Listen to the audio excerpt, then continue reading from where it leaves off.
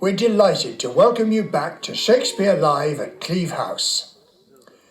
We would be grateful if you would take a moment to check that your mobile phone is really turned off or switched to silent.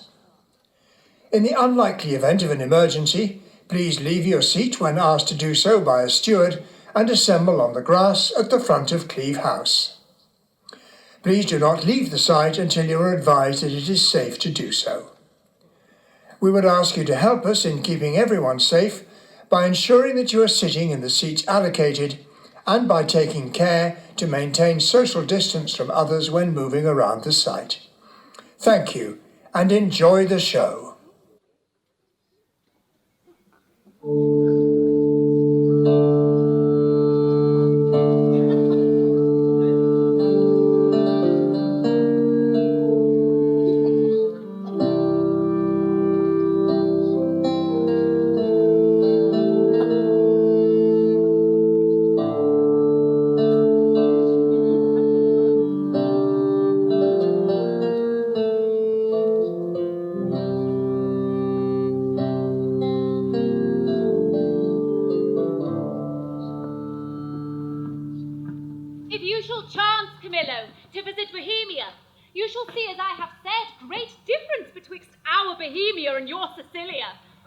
This coming summer, the King of Sicilia means to pay Bohemia the visitation he justly owes him. Wherein our entertainment shall shame us, for indeed, verily, we cannot with such magnificence, in so rare, I know not what to say, we will give you sleepy drinks, that your senses, unintelligent of our insufficience, may, though they cannot praise us, as little accuse us. I think you pay a great deal too dear for what's given freely. Believe me, I speak as my understanding instructs me, and as mine honesty puts it to utterance. Cecilia cannot show his kindness more strongly to Bohemia. They were rooted in their childhoods together, and such an affection grew from them that it cannot now but branch. Since their more mature dignities and royal necessities have made separation of their society, their encounters, though not personal, have been royally appointed, with interchange of gifts, letters, loving assemblies, so that they seem to be together, though absent, shook hands over a vast and embraced, as it were, from the ends of opposed wings. The heavens continue their loves. I think there is not either matter or malice in the world to alter it. You have an unspeakable comfort in your young Prince Mamilius. It is a gentleman of the greatest promise that ever came into my note. I very well agree with you in the hopes of him. It is a gallant child, and one that makes old hearts fresh.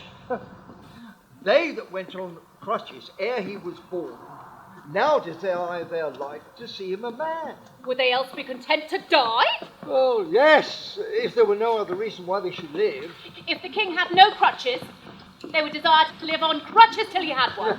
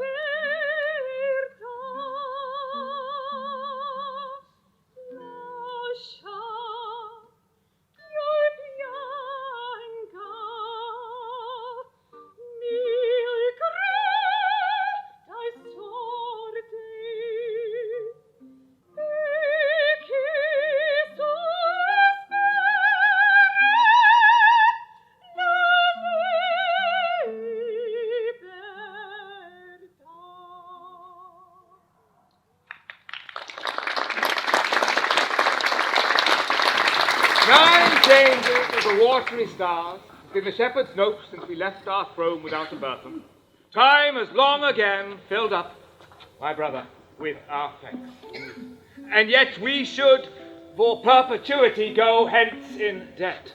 Therefore, we multiply one, I thank you, with many thousands more that go before it. Oh, stay your thanks a while and pay them when you part.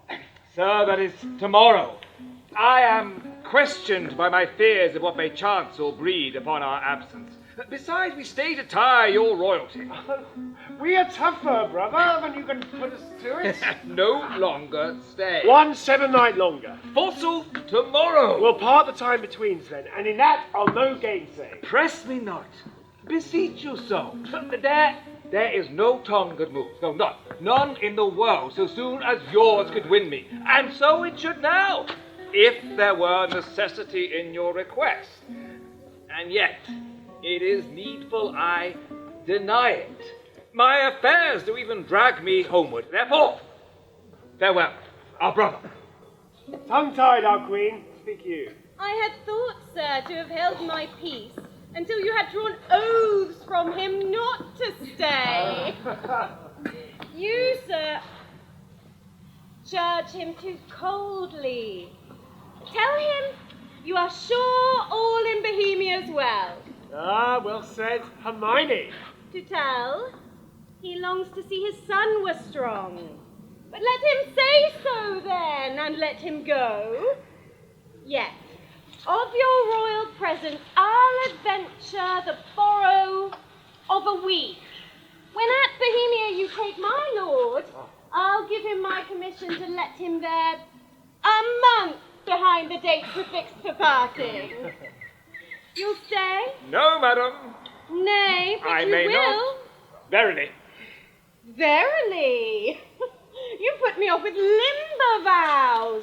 But I should yet say, sir, no, going. Verily, you shall not go. A lady's verily is as potent as a lord's. Will you go yet?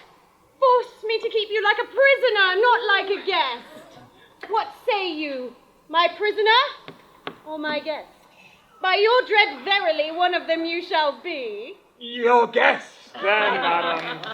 To be your prisoner should import offending, which is, for me, less easy to commit than for you to punish. Not your jailer, then, but your kind hostess. Come, I'll quiz you of my lord's tricks and yours when you were boys. You were pretty lordlings then. We were, fair queen. Two lads who thought there was no more behind than such a day tomorrow as today, and to be boy eternally. Was not my lord the verier wag of the two? We were as twinned lambs that did frolic in the sun, the one bleating towards the other. What we changed was innocence for innocence. We knew not the doctrine of ill-doing, nor thought that any did. If we had pursued that life, and our weaker spirits not been higher reared with stronger blood, well, we should have answered heaven boldly, not guilty. By this we gather you have tripped since. Oh, most sacred lady. Temptations were not yet then born to us. For in those unfledged days was my queen a girl, and your gracious self had not yet crossed the eyes of my young playfellow, eh? Grace to boots! Of this make no conclusion, lest you say your queen and I are devils. Yet go on.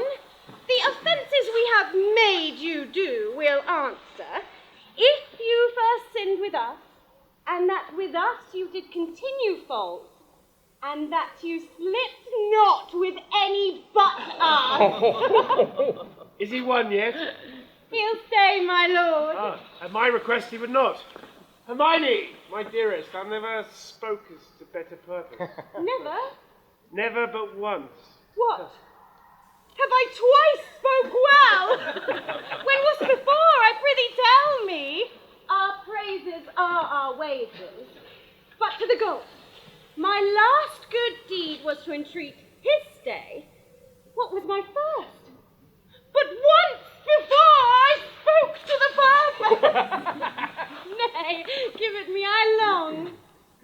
was when 3 crabbed months had soured themselves to death, ere I could make thee open thy white hand, and clap thyself my lard. Then didst thou utter, I am yours forever. Why, lo you now. I have spoke to the purpose twice. The one forever earned a royal husband. The other, for some time, a friend.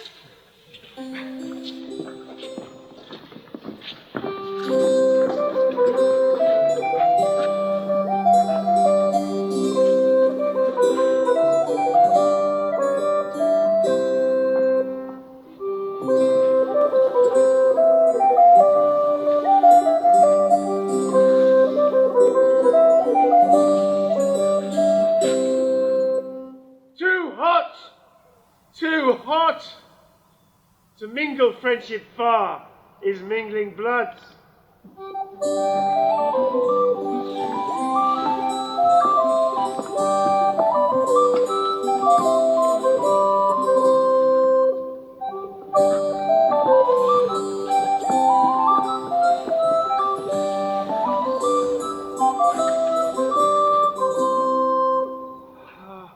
My heart dances, but not for joy, not joy.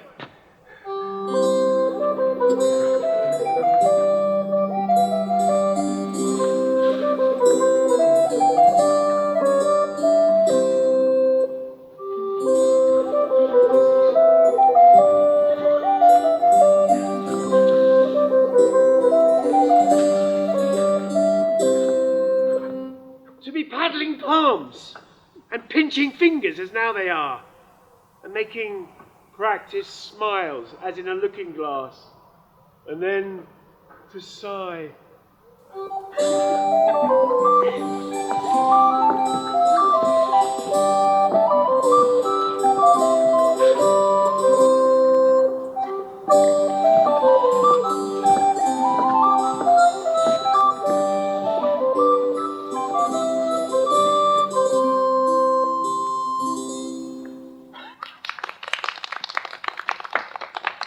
Familius! Art thou my boy? Aye, my good lord. If faith, why that's my Bocock. What, hast smudged thy nose? They say it is a copy out of mine. Come, captain, you must be neat, not neat, but cleanly, captain. Still virginling upon his palm. How now, you wanton calf? Art thou my calf? Yes, if you will, my lord. Thou wants a rough pash, and the shoots that I have to be full like me. Yet they say we are almost as like as eggs. Women say so, that will say anything. But were they false, as wind, as waters? Yet were it true to say this boy were like me, my dearest, my flesh. Can thy dam, may it be? What means Cecilia? You seem something unsettled. How is it, Lord? What cheer? How does my best brother? You look as if you held a brow of much distraction. Are you moved, my lord? No, in good earnest. Looking on the lines of my boy's face, methought I saw myself unbreeched in my purple velvet coat, my dagger muzzle. How like methought I then was to this colonel, this squash, this gentleman. Mine honest friend, will you take eggs for money? No, my lord, I'll fight. Ah, well, my brother, are you so fond of your young prince as we do seem to be of ours? If at home, sir, he is all my exercise, my mirth, my matter, now my sworn friend, then mine enemy. He is my parasite, my soldier, statesman, all. He makes a July day short as December, and with his varying childishness, cures in me thoughts that would thick my blood. So sounds this, squire. Office with me. We two will walk, my lord, and leave you to your graver steps. Hermione, how thou lovest our show in our brother's welcome. Let all that's dear in Sicily be chief. Next to thyself and thy young rover, he's apparent to my heart. If you would seek us, we are yours in the garden. Shall we attend you there? To your own bent dispose you. You'll be found, be you beneath the sky. I'm angling now. That you see me not, how I give line. Go to, go to. How she holds up the beak, the bill to him, and arms her with the boldness of a wife to her allowing husband. Gone already, inch thick, knee deep, o'er head and ears a forked one. Go! Play, boy, play! Thy mother plays, and I play too, but so disgraced a part, whose issue will hiss me to my grave. Contempt and clamour will be my knell. Go. Boy, play, boy. Play. There have been, or I am much deceived, cuckolds there now, and many a man there is, even at this present. Now will I speak this, holds his wife by the arm, that little thinks she's been sluiced in his absence, and his pond fished by his next neighbour, by Sir Smile, his neighbour. Nay, there's comfort in it.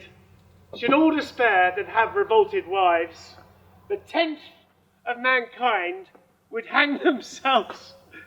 Physic for it there is none. 'Tis a bawdy planet. How now, boy? I am like you, they say. Why, that's some comfort. Huh? What? Camillo there? Aye, my good lord. Go play, Mamillis. Thou art an honest man. Camillo, this great sir will yet stay longer. You had much ado to make his anchor hold. When you cast out, it still came back. Didst notice? He would not stay at your positions, made his business more material. They're here with me already, whispering, rounding. Cecilia is a sofa. 'Tis far gone, when I shall taste it last. How came it, Camillo, that he did stay? At the good queen's. At the Queen's be it. Good should be pertinent, but so it is not. Was this taken by any understanding pate but thine? I think most understand that Bohemia stays here longer. Aye, but why? To satisfy your highness and the entreaties of our most gracious mistress. Satisfy the entreaties of your mistress. Satisfy. Let that suffice. I have trusted thee, Camillo, with all the nearest things to my heart, as well my chamber counsels. But we have been deceived in thy integrity. Be forbid, my lord. Thou art not honest, or if thou inclinest that way, thou art a coward. Or else thou must be counted a servant grafted in my serious trust, and therein negligent. Or else a fool. Seest the game played home, the rich stake drawn, and takest it all for jest. My lord, I may be negligent, foolish, and fearful. In every one of these no man is free. In your affairs, my lord, if I've ever been wilful negligent, it was my folly. If ever I industriously played the fool, it was my negligence not weighing well the end. If ever I did fear to do a thing, where I, the execution, doubted the non-performance of it, it was a fear, which infects most the wisest. But, my grace, be plainer with me. Tell me my question. Have not you seen, Camillo, that that's past doubt? Or heard, for to a vision so apparent, rumour cannot be mute? Or thought, for cogitation resides not in that man that does not think. My wife is slippery. Good my lord, I would not be a stander by to hear my gracious mistress crowded so. Through my heart, you never spoke what to become you less than this. Is whispering nothing, leaning cheek to cheek, meeting noses, kissing with inside lip, stopping the career of laughing with a sigh, skulking in corners, wishing drops more sweet. Is this nothing? Why, then the world and all that's in it is nothing. The covering sky is nothing. Bohemia, nothing. My wife is nothing. Nor nothing have these nothings, if this be nothing. Good my lord, be cured of this diseased opinion, and betimes It is most dangerous. Say it be, 'tis true. No, No, my lord. It is. You lie. You lie. I say thou liest, Camillo, and I hate thee. Pronounce thee a gross lout, a mindless slave, or else a hovering temporizer that canst with thine eyes at once see good and evil, inclining to them both. Were my wife's liver infected as her life, she would not live the running of one glass. Who does infect her? Why, he that wears her like a medal hanging about his neck, Bohemia, who, if I had servants true about me, that bear eyes to see alike their honour as my profits, their own particular thrifts, they would do that which should undo more doing. And thou, his cupbearer, whom I from meaner form have benched and raised to worship, who mayest see plainly as heaven sees earth, and earth sees heaven, how I am galled, mightst bespice a cup to give mine enemy a lasting wink. Sir, I could do this, and not with any rash potion, but with a lingering dram that would not work maliciously like poison. But I cannot believe this crack to be my dread mistress, so sovereignly being honourable. My lord, I have loved thee. Make that thy question and go rot. Dost think I am so muddy, so unsettled, to appoint myself in this vexation? Sully the purity and whiteness of my sheets, which to preserve is sleep, which being spotted is goads, thorns, nettles, tails of wasps. Give scandal to the blood of the prince my son, who I do think is mine, and I do love is mine, without right moving to it. Would I do this? Could man so blench? Sir, I must believe you. I do, and will fetch off Bohemia for it, provided, once he's removed, your highness take again to yourself your queen as at first, if even for your son's sake, and thereby for the sealing of injury of tongues in courts and kingdoms known and alike to yours. I'll give no blemish to her honour, none. Good, my lord. Then, go then, and with a countenance as friendship wears at feasts, keep with Bohemia and with your queen.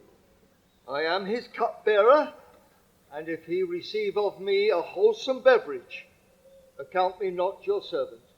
This is all. Do it, and thou hast the one half of my heart. Do it not, and thou spillest thine own. I'll do it, my lord. I will seem friendly, as thou hast sufficed. Oh, miserable lady! But what of me? What case stand I in? I am to be the poisoner of the good Polixenes? Am I grounds to do it, obedience to a master one, who in rebellion with himself would have all that are his so too? To do the deed, promotion follows. If I could find example of thousands that had struck anointed kings and flourished after, I'd not do it. But since no parchment, no brass, no stone bears not one, let villainy forswear it. I must forsake the court, for to do it or no is certain to be a breakneck. Happy star, reign now, here comes Bohemia. Strange. Think our favours here begin to warp, not to speak. Good day, Camilla. Hail, most royal sir. What news is in the court? None rare, my lady. The king hath on him countenance as he had lost a province and a region loved as dearly as he loves himself. Even now I met him with customary compliments, and he with wafted eye to the contrary and lowered lip of much discontent did speed from me, leaving me to consider what is breeding that it changes us his manners. I dare not know, my lord. How? Dare not? do not. Do you know and dare not? Your changed complexion is as a mirror to me. It shows me mine changed too. For being party to this alteration, I find myself thus altered with it. There is an infection which puts some of us in distemper. I cannot name the disease, and it is caught of thee that yet are well. How? Caught of me? Well, maybe not sighted like the basilisk.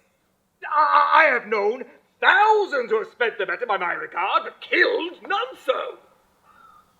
Camillo, as thou art certainly a gentleman, I do beseech thee, if thou knowest aught that does behold my knowledge therein to be informed of, imprison it not in ignorant concealment.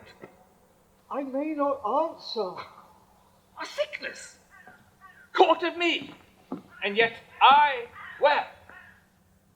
I must be answered. Does thou hear me, Camillo? I conjure thee, by all the parts of man that honour does acknowledge, if thou knowest aught of what has happened, of what danger creeps towards me, how far off, how near, if it be prevented, how so, and if not, how best to bear it? Sir, I will answer you, since I am charged in honour, and by him I think honourable. Therefore mark my counsel, which must be as swiftly followed, even as I mean to utter it, or both yourself and me cry good night and are lost. On, good Camillo. I am appointed you to murder you. By whom, Camillo? By the king. For what? He thinks, nay, he swears with all confidence, that you have touched his queen forbiddenly. Oh, then my best blood be turned to an infected jelly, and my name be yoked with him who forever did betray the best. Turn, then, my freshest reputation to a savour that does strike the dullest nostril ere it arrive, my approach be shunned, nay, hated too, worse than the greatest infection that e'er was heard or read. You may as well forbid the sea to obey the moon, as by even remove, counsel shake, the fabric of his folly. How should this fare? I know not, but I'm sure it is safer to avoid what's grown than to question what's born. Therefore, if you dare to trust my honesty, away tonight, I will whisper to your followers the business, and in twos and threes at several posterns clear them all the city. For myself, I put my fortunes to your service, which are hereby lost by this discovery. Be not unbelieving. I have uttered truth. I do believe it. I saw his heart in his face. Give me thy hand. Be pilot to me. My ships are ready, and my people did expect my departure some 2 days hence. These jealousies are for a precious person. As she is rare, must they be great. And as this person is mighty, must they be violent. And as he does conceive that he was dishonoured by one who e'er did profess his friendship, why then must his revenge be e'er more bitter. Fear overshade me. Good expedition, be my friend, and comfort the gracious queen. Come, Camillo. I will respect thee as a father if thou will bear my life offence. It is in mine authority to command all the keys of all the kingdoms, so, sir, away.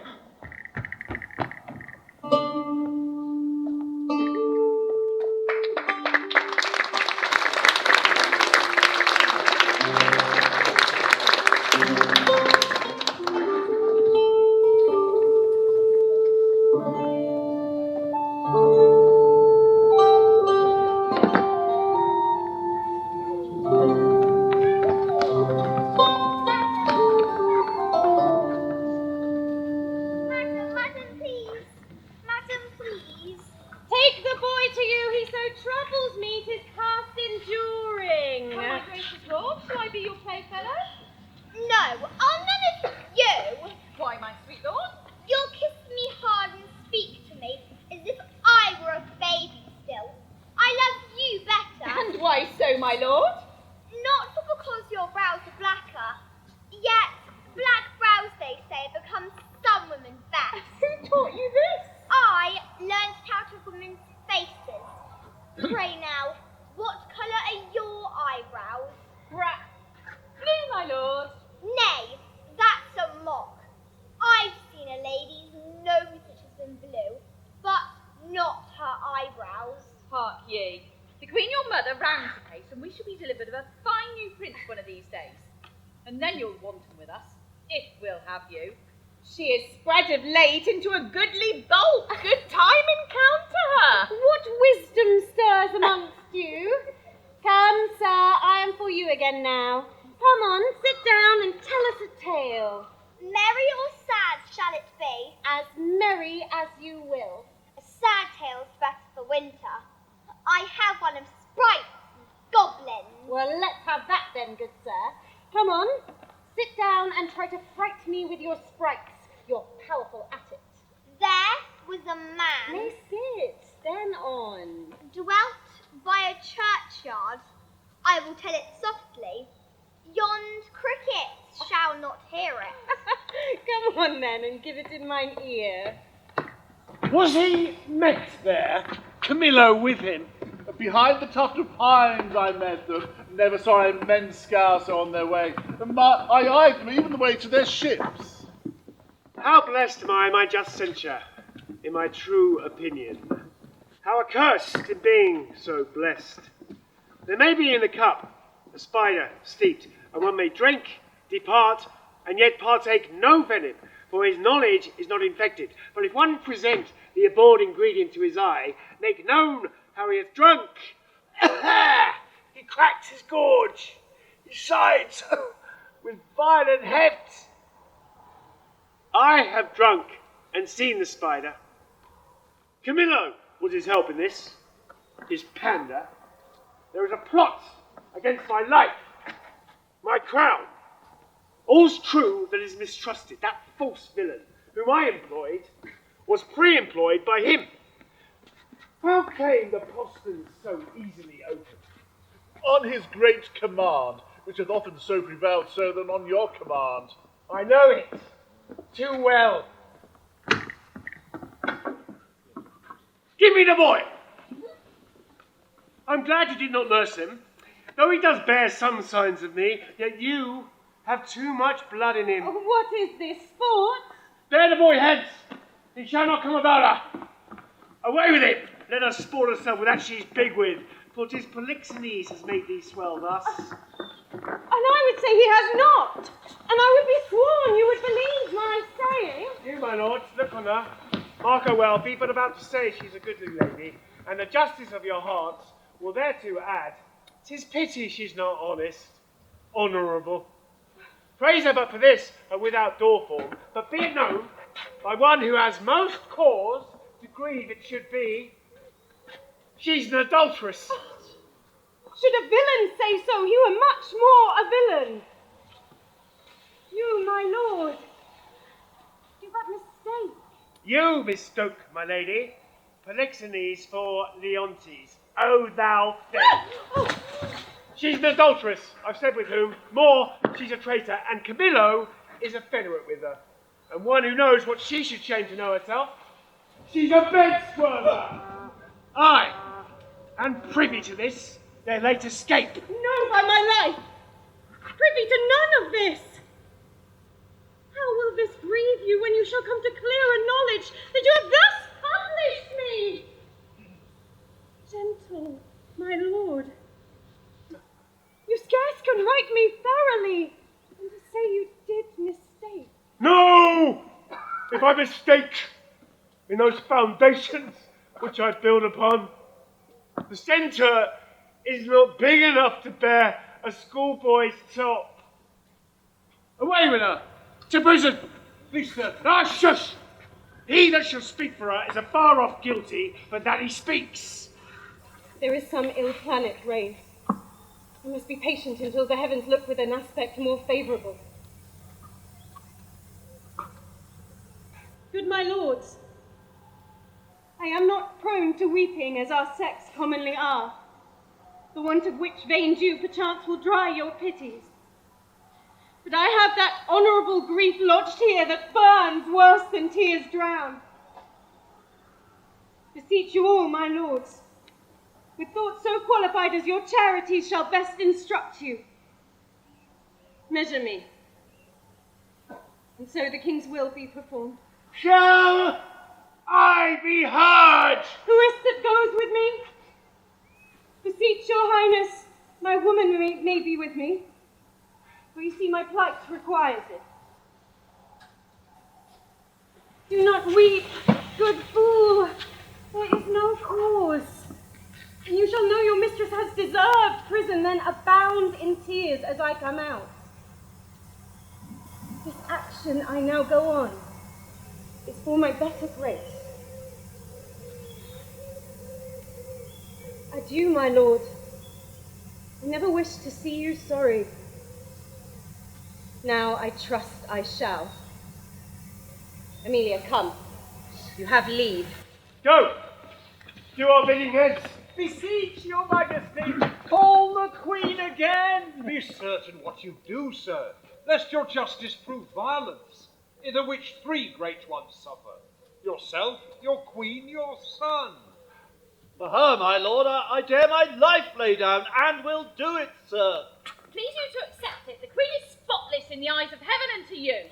I mean in this which you accuse her. If she prove otherwise, I'll keep my stables where I lodge my wife. Then when I farther see and feel her, farther trust her. For every inch of woman in the world, yea, every dram of woman's flesh be false, if she be. Hold your peace. Oh, good my lord. It is for you we speak, sir, not for ourselves. You are abused, and by some putter on that should be damned for it.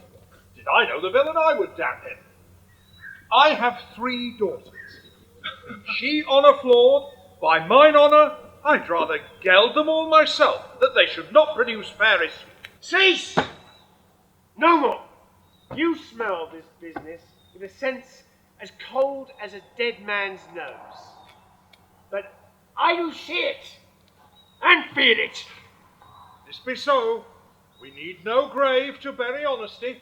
There's not a grain of it, the face to sweeten of the whole dungy earth. What? Lack I credit? I would rather you did lack than I, my lord, upon this ground. More it would content me to have her honour true than your suspicion. Be blamed for it how you might. Why, what need we commune with you on this? Our prerogative calls not your counsel, but our natural goodness imparts this. We need no more of your advice. The matter, the loss, the gain, the ordering on't, is all properly ours. We only wish, my lord, you had in your silent judgments tried it. How could that be? Either thou art most ignorant by age, or thou wert born a fool. Camillo's flight added to their familiarity, which was as gross as ever touched conjecture. Doth push on this proceeding. Yet for greater confirmation, for in an act of this importance, 'twere most piteous to be wild, I have dispatched in post to sacred Delphos, to Apollo's temple, Cleomenes and Dion. Now from the oracle they will bring all, whose spiritual counsel had shall stop me, or spur me. Have I done well? Well done, my lord. Though I am satisfied, and need no more than what I know, yet shall the oracle give rest to the minds of others, such as he, whose ignorant credulity will not come up to the truth. So have we thought it good from our free person she should be confined, lest that the treachery of the 2 fled hence be left her to perform. Come, follow us.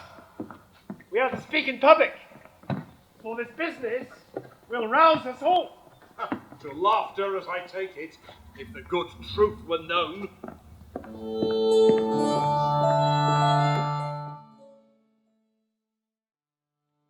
keeper of the prison called to him, let him have knowledge who I am. Lady, no court in Europe is too good for thee. What dost thou then in prison? Good sir, you know me, do you not? A worthy lady, and one whom much I honour. Pray you then conduct me to the Queen. I may not, madam, to the contrary I have express commandment. Here's a do. To look at honesty and honour from the access of gentle visitors. Is lawful, pray you, to see Amelia? So please you, madam, to put apart these attendants, I shall bring Amelia forth. Pray you, call her. Withdraw yourselves. And, madam, I must be present at your conference. Be it so, prithee. Such ado, to make no stain a stain as passes colouring. Oh, how fares our gracious lady? As well as one so great and so forlorn may hold together. She is something before her time delivered. A boy? A daughter, and a goodly babe, lusty and like to live. The Queen receives much comfort in it, says, my poor prisoner, I am innocent as you. I dare be sworn. These dangerous, unsafe fancies of the king beshrew them. He must be told on't, and he shall. The office becomes a woman best. I'll take it upon me. Amelia, commend my best obedience to the Queen. If she dares trust me with her little babe, I'll show it the king, and undertake to be her advocate to the loudest. We do not know how he may soften at the sight of the child. The silence often of pure innocence persuades when speaking fails. Most worthy madam, your honour and your goodness is so evident that your free undertaking cannot miss a thriving issue. There is no lady living so meet for such a great errand. Please your ladyship to visit the next room, and I'll presently acquaint the Queen with your most noble offer, who but today hammered of this design, but durst not tempt a minister of honour, lest she should be denied. Tell her, Amelia, I'll use the tongue that I have. If wit flow from it as boldness from my bosom, let not be doubted I shall do good. May you be blessed for it. I'll to the Queen. Madam, if it please the Queen to send the babe, I know not what I shall incur to pass it, having no warrant. You need not fear it, sir. This child was a prisoner to the womb, and is by law and process of great nature thence freed and enfranchised, not party to the anger of the king, nor guilty of, if any be, the trespass of the Queen. I do believe it. Do not you fear it, sir. Upon mine honour, I will stand betwixt you and danger.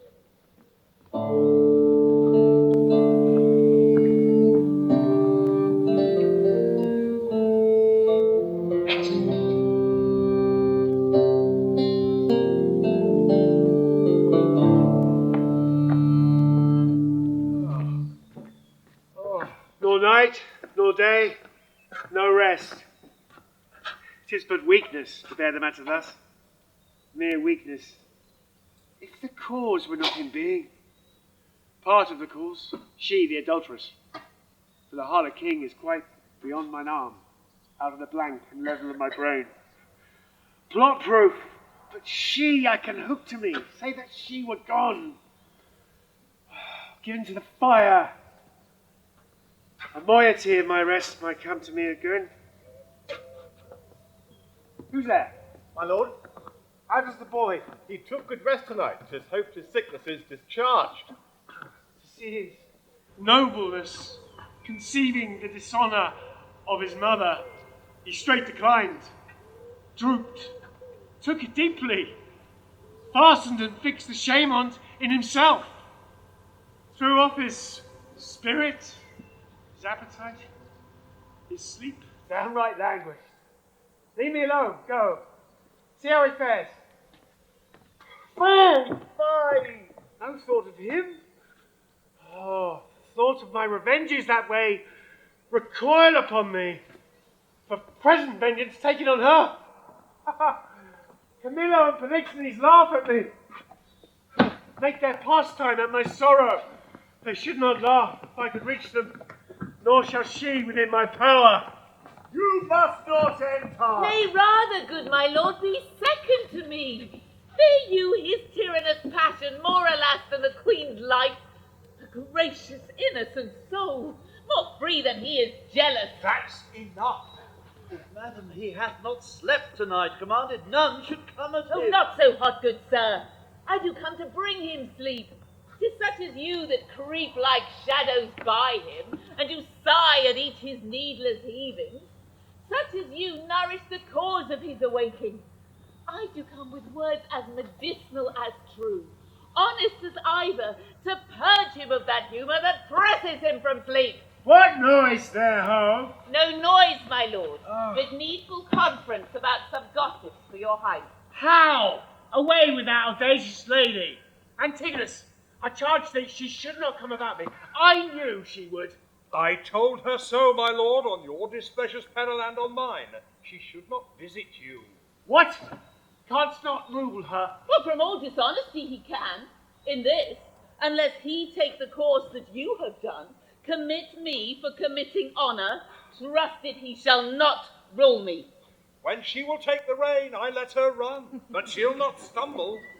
Good my liege, I come and I beseech you hear me, to profess myself your loyal servant, your physician, your most obedient counsellor. I say I come from your good queen. Good queen! Good queen, my lord, good queen.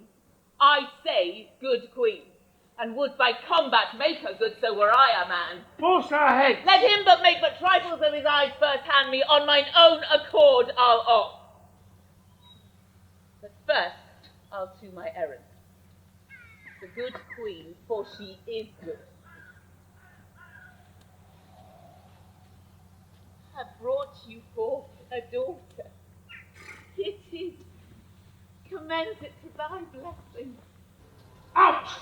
Mankind witch! Hence with her! Out of the door! The most intelligencing board! Not so! I am as ignorant in that as you in so entitling me. No less honest than you are mad. Traitors! Will you not push her out? Give her the bastard! Take up the bastard! Take it up, I say! Give it to thy crow! Forever unvenerable be thy hands if thou takes up the princess by that forced baseness which he has put upon it. He dreads his wife! So I would you did. So to pass all doubt you'd call your children yours. A nest of traitors! I am none by this good life! Nor I, nor any but one that's here, and that's himself. For he, the sacred honour of himself, his queens, his hopeful sons, his babes, betrays to slander, whose sting is sharper than the sword's, and will not once remove the root of his opinion, which is as rotten as ever oak or stone was sound. A skull of boundless tongue, who later beat her husband and now baits me. This brat is none of mine. It is the issue of Polyxenes, hence with it, and together with the dam, commit them to the fire. It is yours. So like you, 'tis the worst. But behold, my lord, although the prince be little, the matter and copy of the father, eye, nose, lip, the tritus frown, nay, the valley, the pretty dimple of his chin and cheek, his smile, the very mould and frame of hand, nail, finger. Gross! Hack! And thou art worthy to be hanged that will not stay her tongue.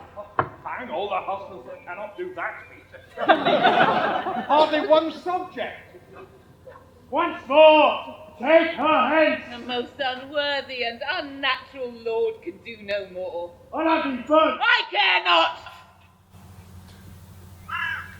I'll not call thee tyrant, but this most cruel usage of your queen, not able to produce more accusation than your own weak-hinged jealousy. Something savours of tyranny, and will ignoble make you, yea, scandalous to the world. On your allegiance! Out of that chamber! Oh, do not push me, I'll be gone.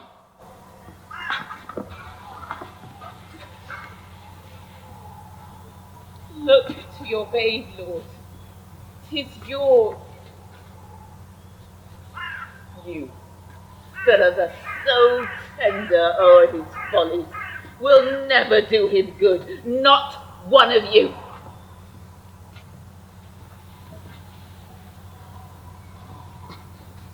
So farewell.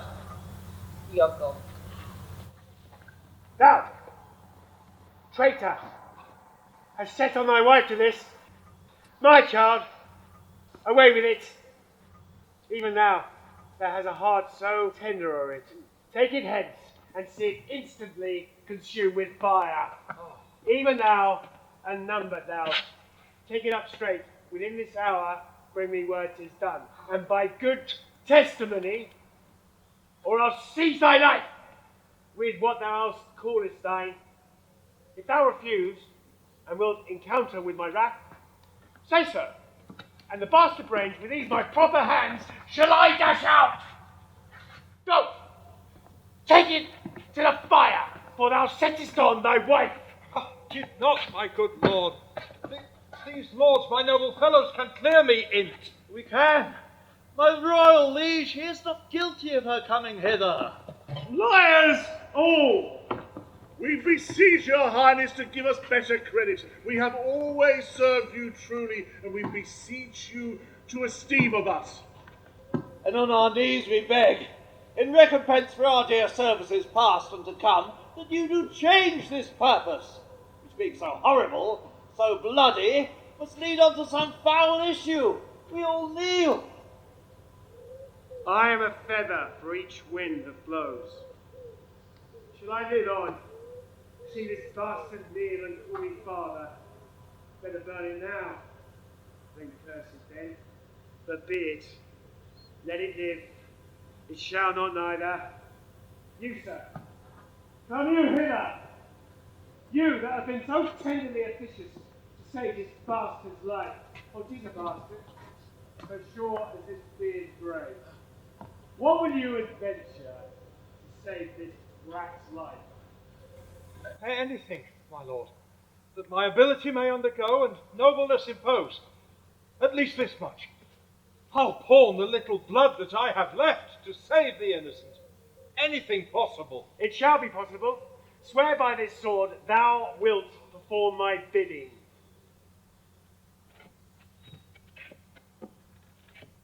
I will do this.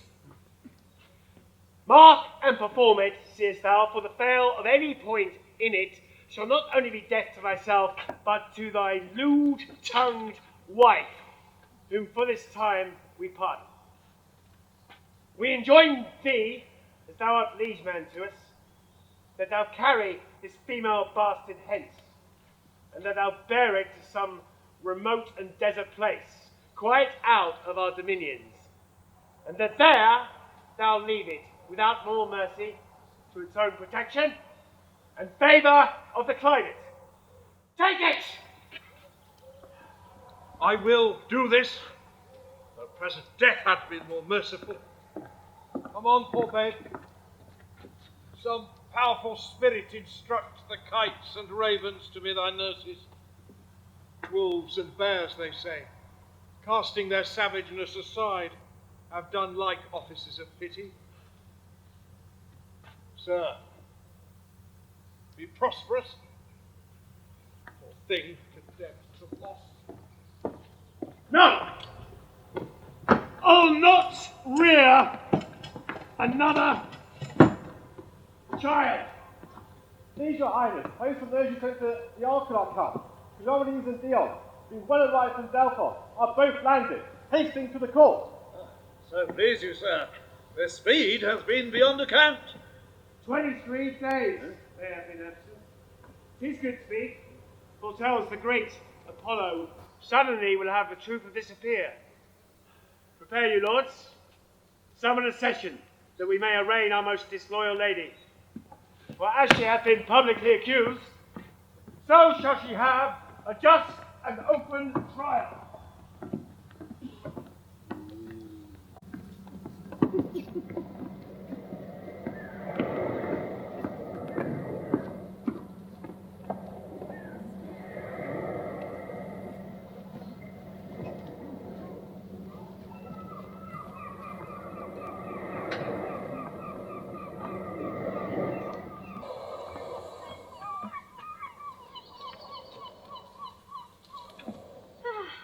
climate was delicate, the air most sweet. Fertile the isle, the temple, much surpassing the common praise it bears. I shall report, for most it caught me, the celestial habits, methinks I so should term them, and the reverence of the grave wearers. Oh, the sacrifice! How ceremonious, solemn, and unearthly it was! But of all, the burst and the ear-deafening voice of the oracle, kin to Jove's thunder, so surprised my sense that I was nothing. If the event of the journey prove as successful to the Queen, oh, be it so, as it hath been to us, rare, pleasant, speedy, the time is worth the use of it. Oh, great Apollo, turn all to the best. These proclamations so forcing faults upon Hermione, I little like. The violent carriage of it will clear or end the business. When the oracle, thus by Apollo's great divine sealed up, shall the contents discover, something rare even then shall rush to knowledge. Gracious be the issue.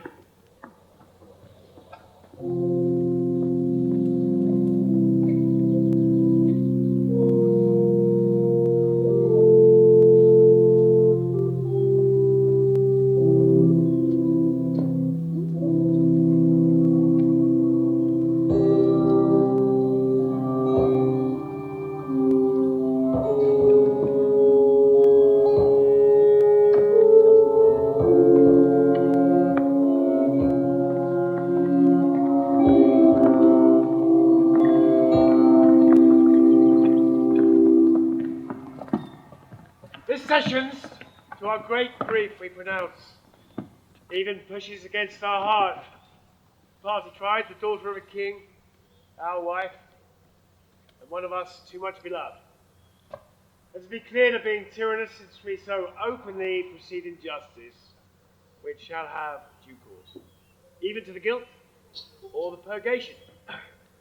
Produce the prisoner! It is His Highness's pleasure that the Queen appear in person here in court. Silence!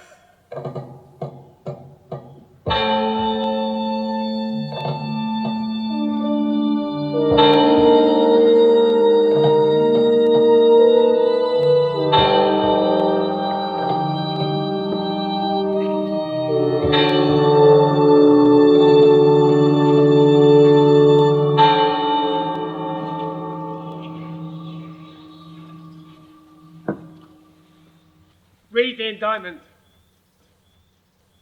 Hermione, Queen to the worthy Leontes, King of Sicilia, thou art here accused and arraigned of high treason in committing adultery with Polixenes, King of Bohemia, and conspiring with Camillo to take away the life of our sovereign lord the king, thy royal husband, the pretence thereof being by circumstances partly laid open, thou, Hermione, contrary to the faith and allegiance of a true subject, didst counsel and aid them for their better safety to fly away by night.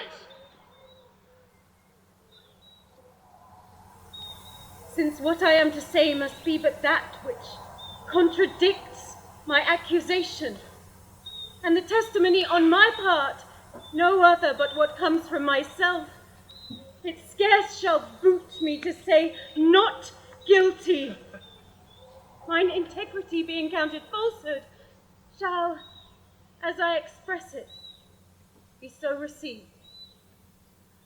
But thus, if powers divine behold our human actions as they do, I doubt not then but innocence shall make false accusation blush and tyranny tremble at patience. You, my lord, best know, who least will seem to do so, my past life hath been as continent, as chaste, as true as I am now unhappy. me, a fellow of the royal bed, a great king's daughter, the mother to a hopeful prince, here standing to prate and talk for life and honour for who please to come and hear. For life, I prize it as I weigh grief, which I would spare. For honour, 'tis a derivative from me to mine, and only that I stand for. I appeal to your own conscience, sir. Before Polixenes came to your court, how I was in your grace, how merited to be so. Since he came, with what encounter so uncurrent I have strained to appear thus. If one jot beyond the bound of honour, or in act or will that way inclining, hardened be the hearts of all that hear me, and my nearest of kin cry fie upon my grave. I ne'er heard yet that any of these bolder vices wanted less impudence to gainsay what they did than to perform it first. That's true enough, but 'tis a saying, sir, not due to me. You will not own it.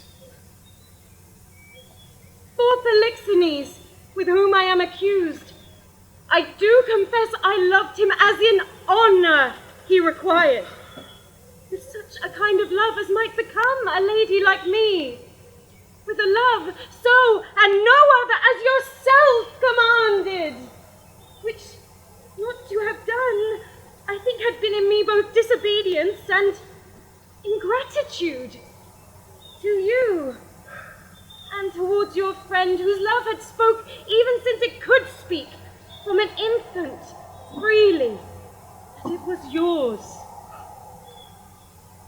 Now, for conspiracy, I know not how it tastes. All I know of it is Camillo was an honest man, and why he left your court, the gods, knowing more than I, are ignorant. You knew of his departure, as you know what you have undertaken to do in his absence. Sir, you speak a language I understand not. For as thy brat hath been cast out, no father owning it, so thou shalt feel our justice, and whose easiest passage look for no less than death. Sir, spare your threats. The bugbear you would fright me with I seek.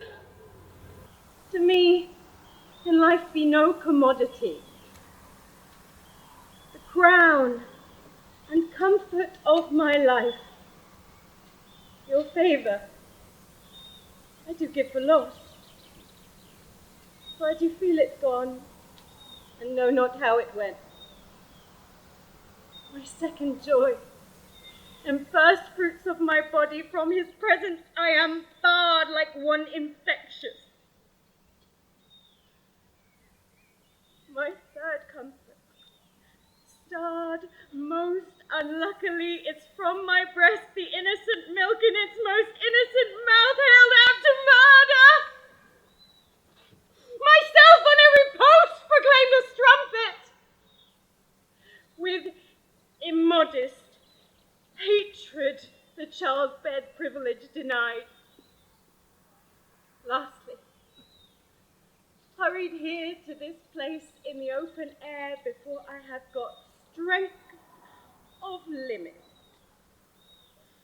Now, my liege, tell me what comforts I have here alive that I should fear to die. Therefore proceed. But yet hear this, mistake me not. No life I prize it not a straw, but for mine honour, which I would free. If I shall be condemned upon surmises, all proof sleeping else but what your jealousies awake, I tell you 'tis rigour and not law!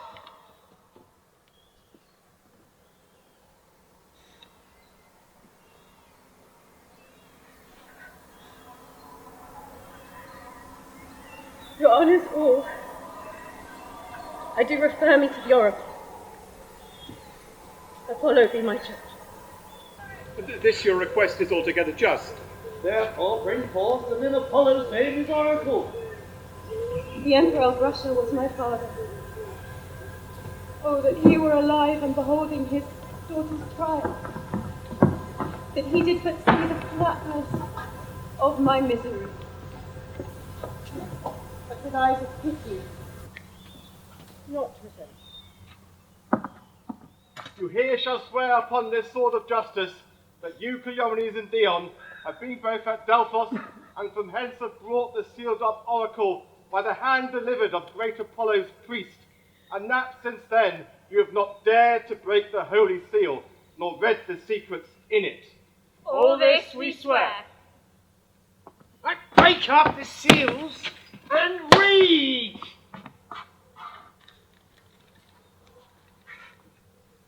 Hermines chaste, Polixenes blameless, Camillo a true subject, Leontes a jealous tyrant, his innocent babe truly begotten, and the king shall live without an heir, if that which is lost be not found. Ah, blessed be the great Apollo. Praised. Hast thou read truth? Aye, my lord, even so as it is here set down. There is no truth in the oracle. Session shall proceed. This is mere falsehood. My lord, the king! What's the business? Oh, sir, I shall be hated to report it. The prince, your son, with mere fear and conceit for the queen, is gone. How? Gone? Is dead. Apollo's angry, and the heavens themselves do strike at my injustice. How now? This news is mortal to the Queen. We'll look down and see what death is doing. Take her hence. Her heart is with our charge. She will recover. I have too much belief mine own suspicion. Beseech you, tenderly apply to her some remedies for life. Apollo, pardon my great profaneness against thine oracle. Or reconcile me to Polixenes. New woo my queen. Recall the good Camilla, whom I pronounce a man of truth, of mercy, for being transported by my jealousies to bloody thoughts and to revenge. I chose Camillo for the minister to poison my friend Polixenes, which had been done, but that the good mind of Camillo tarded my swift command, though I with death and with reward did threaten and encourage him. He, most humane, filled with honour to my kingly guest, unclasped my practice, quit his fortunes here, which you knew great, and to the hazard of all uncertainties himself commended. How he glisters through my rust, and how his pity does my deeds make the blacker. Woe the while. Cut my lace, lest my heart cracking it break too. What fit is this, good lady? What studied torment tyrant has for me? What wheels, racks, fires, what flaying or boiling in lead or oils? What old or newer torture must I receive, whose every word deserves to taste of thy most worth? Thy jealousy, together working with thy tyranny, fancies too rich for boys, too green and idle for girls of 9. Oh, think what they have done, and then run mad indeed, stark mad. That thou betrayed Polixenes 'twas nothing. That did but show thee of a fool, inconstant and damnably ungrateful. Nor was much thou wouldst have poisoned good Camillo's honour, to have him kill a king. Poor trespasses, more monstrous standing by, whereof I reckon the casting forth to crows thy baby daughter to be or none or little, though a devil would have shed water out of fire ere done it. Nor is directly laid to thee the death of the young prince. Whose honourable thought, what high for one so tender, cleft the heart that could conceive a gross and foolish sire blemished his dam. This is not, no, laid to thy answer, but the last. O Lord, when I have said, cry woe. The Queen, the sweetest, dearest creature's dead, and vengeance for it not dropped down yet. Oh, the higher powers forbid! I say she's dead.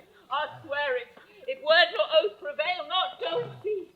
If you can bring tincture or lustre to her lip, her eye, breath outwardly or heat within, I will serve thee as I would the gods.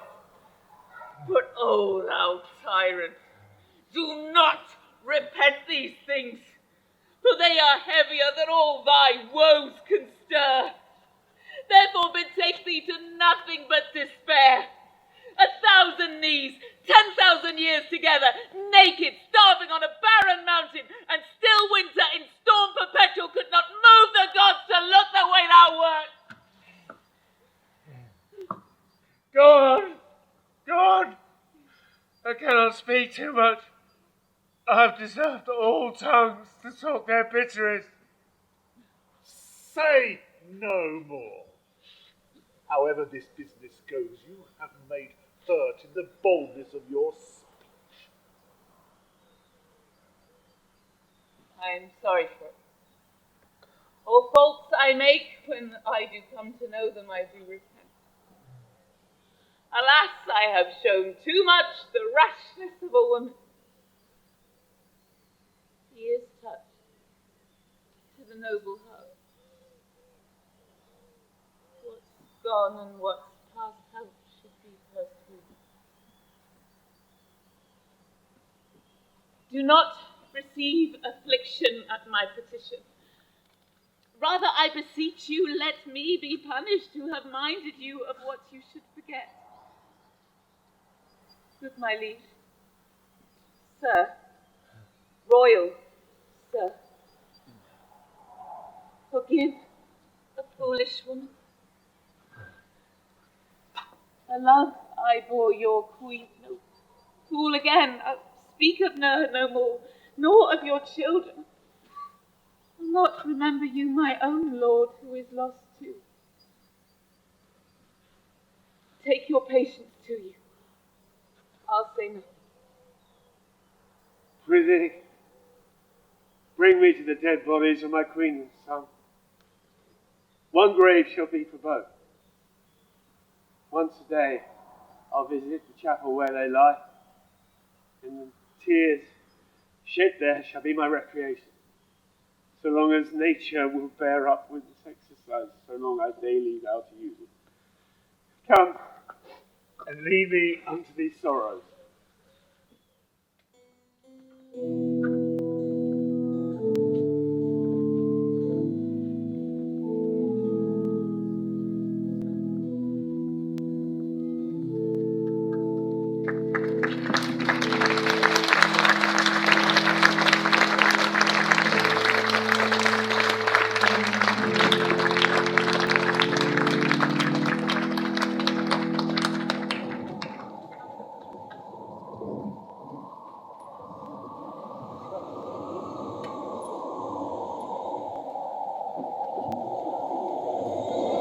Perfect then. Our ship hath touched upon the deserts of Bohemia. Aye, my lord, and fear we have added ill time. The skies look grimly, and threaten present blusters. In my conscience, the heavens with that we have in hand are angry. They frown on us. Thy sacred wills be done. Go get aboard, look to thy bark. I'll not be long before I go and find thee. Make your best haste, and go not into the land. It is likely to be loud weather. Besides, this place is famous for its creatures of prey that keep upon it. Go thou away, I'll follow instantly. I regret in my heart to be rid of that business. Come, poor babe. I have oft heard, but ne'er believed, the spirits of the dead may walk again. If such thing be, thy mother appeared to me last night, for ne'er was dream so like a waking. I never saw a vessel of like sorrow. In pure white robes like very sanctity, she did approach the cabin where I lay. Thrice bowed her head, and gasping to begin some speech, the fury spent, anon did this break from her. Good Antigonus, since fate, against thy better disposition, hath made thy person for the thrower out of my poor babe, places remote enough are in Bohemia. There weep, and leave it crying. Since the child is counted lost forever, Perdita, I prithee court. For this ungentle business, brought on thee by my lord, thou shalt ne'er see thy wife Paulina more. Anon with shrieks she melted into air. Frighted much I did in time collect myself, and thought that this was so, and no slumber.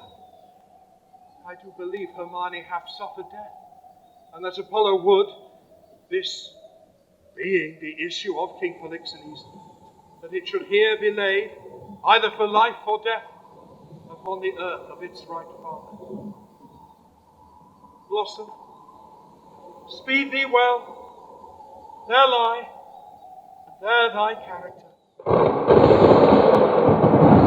Storm begins.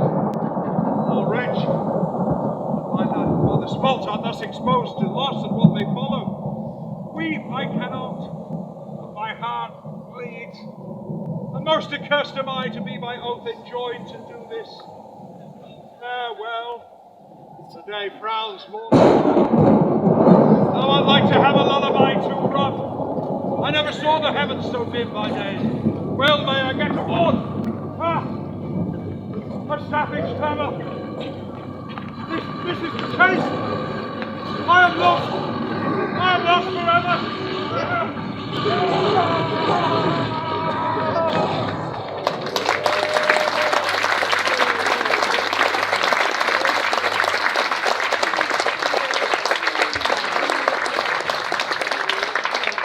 Ladies and gentlemen, there will now be an interval of 20 minutes.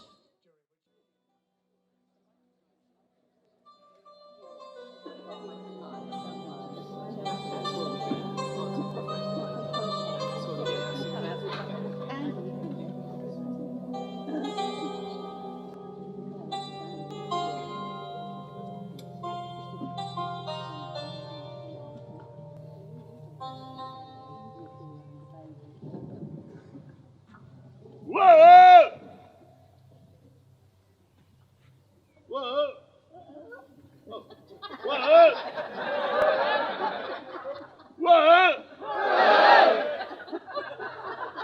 Whoa! I would that there were no age between 16 and 3 and 20, or that the youth would sleep out their best. For there is nothing in the in-between but the getting of wenches with child, wrong in the ancientry, stealing, fighting. Oh, hark you now. Oh, but the boiled brains of 19 and 2 and 20 would on this weather. They have scared her 2 of my best sheep, which I'd rather fear that the wolf will sooner find than the master. Whoa. What have we here? Lord of mercy. A bairn. Oh, a very pretty bairn.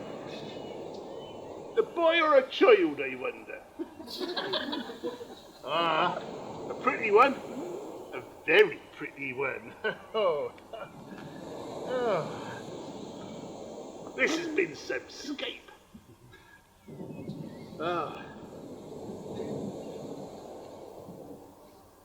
I've been that bookish. But I can tell that there's some gentle waiting woman in this scape. Oh, this is some stair work, some behind the doors work. They were warmer they got this, and this poor thing is here. I will take it up for pity. Yeah, man. No. But I'll tarry a while because my son hallooed me even now. Oh! Oh! Art thou near?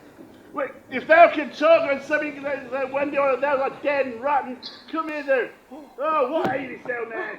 I have seen two such sights, by sea and by land. Well, what is this? Oh, I would you did see how the sea shakes, how it rages, how it takes upon the shore.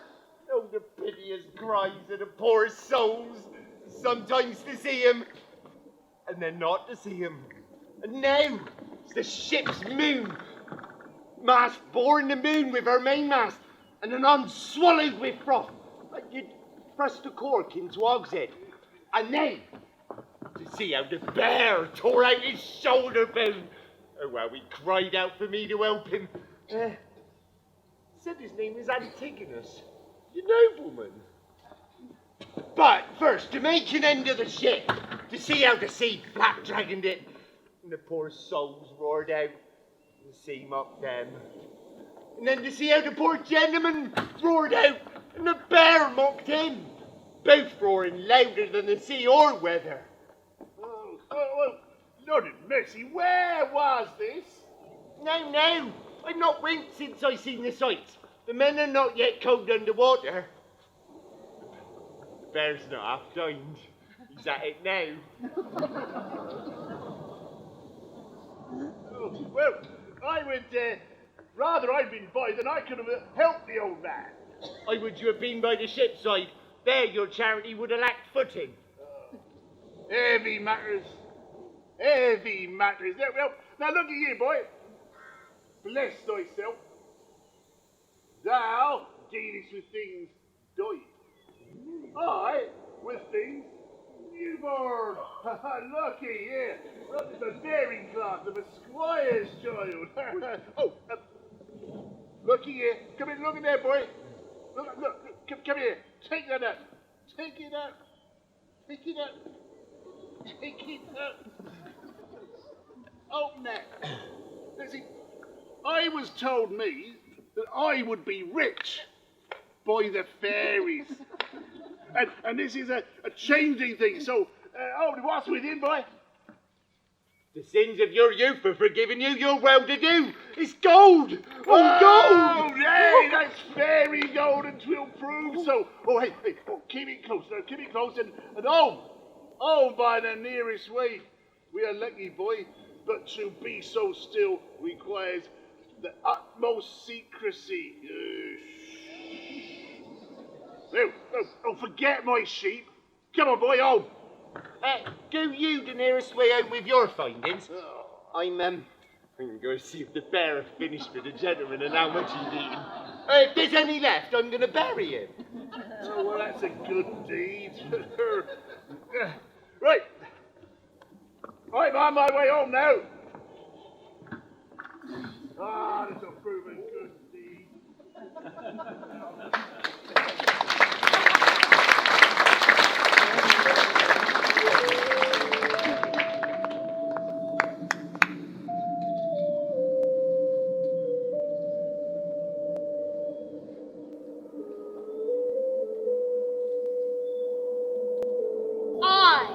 That please some, try all, both joy and terror, of good and bad, that makes and unfolds error, now take upon me in the name of time to use my wings. Impute it not a crime to me or my swift passage, that I pass o'er 18 years and leave the growth of that wide passage untouched, since it is in my power. I turn my glass and give my scene such growing as you had slept between. Leontes, leaving the effects of his fond jealousies, so grieving that he shuts himself up. Imagine me, gentle spectators, that I may now be in fair Bohemia.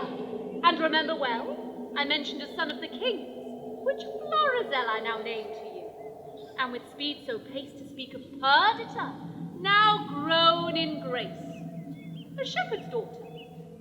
What to her ensues, I list not prophecy, but let time's news be known when 'tis brought forth. And what to her adheres, and which follows, is the argument of time.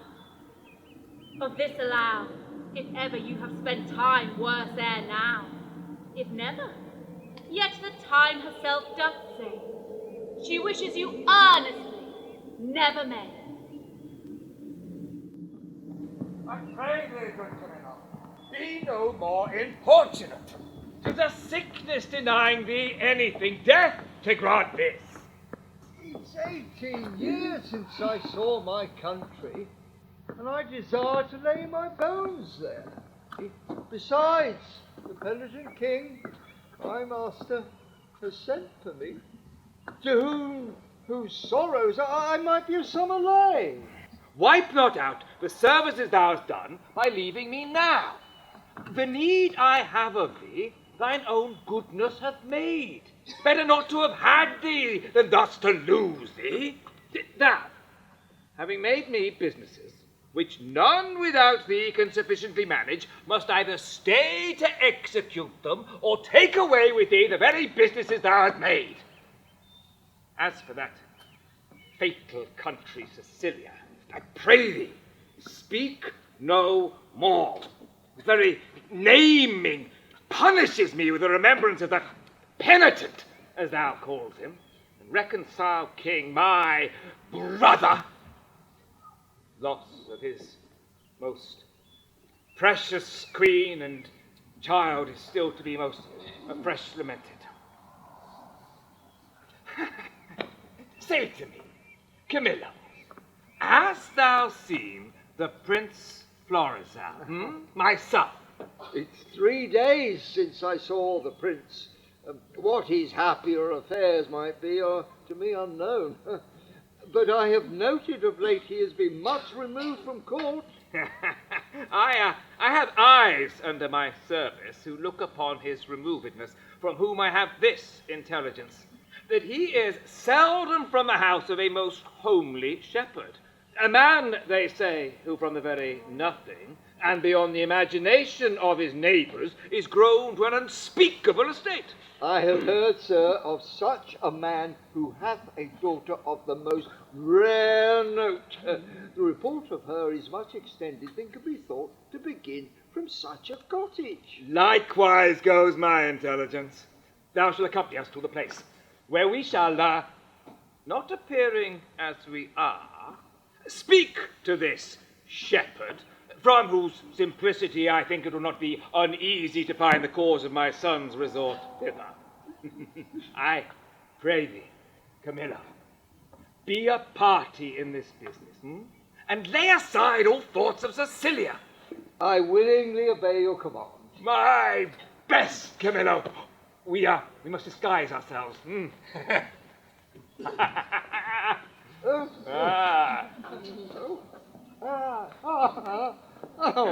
Right.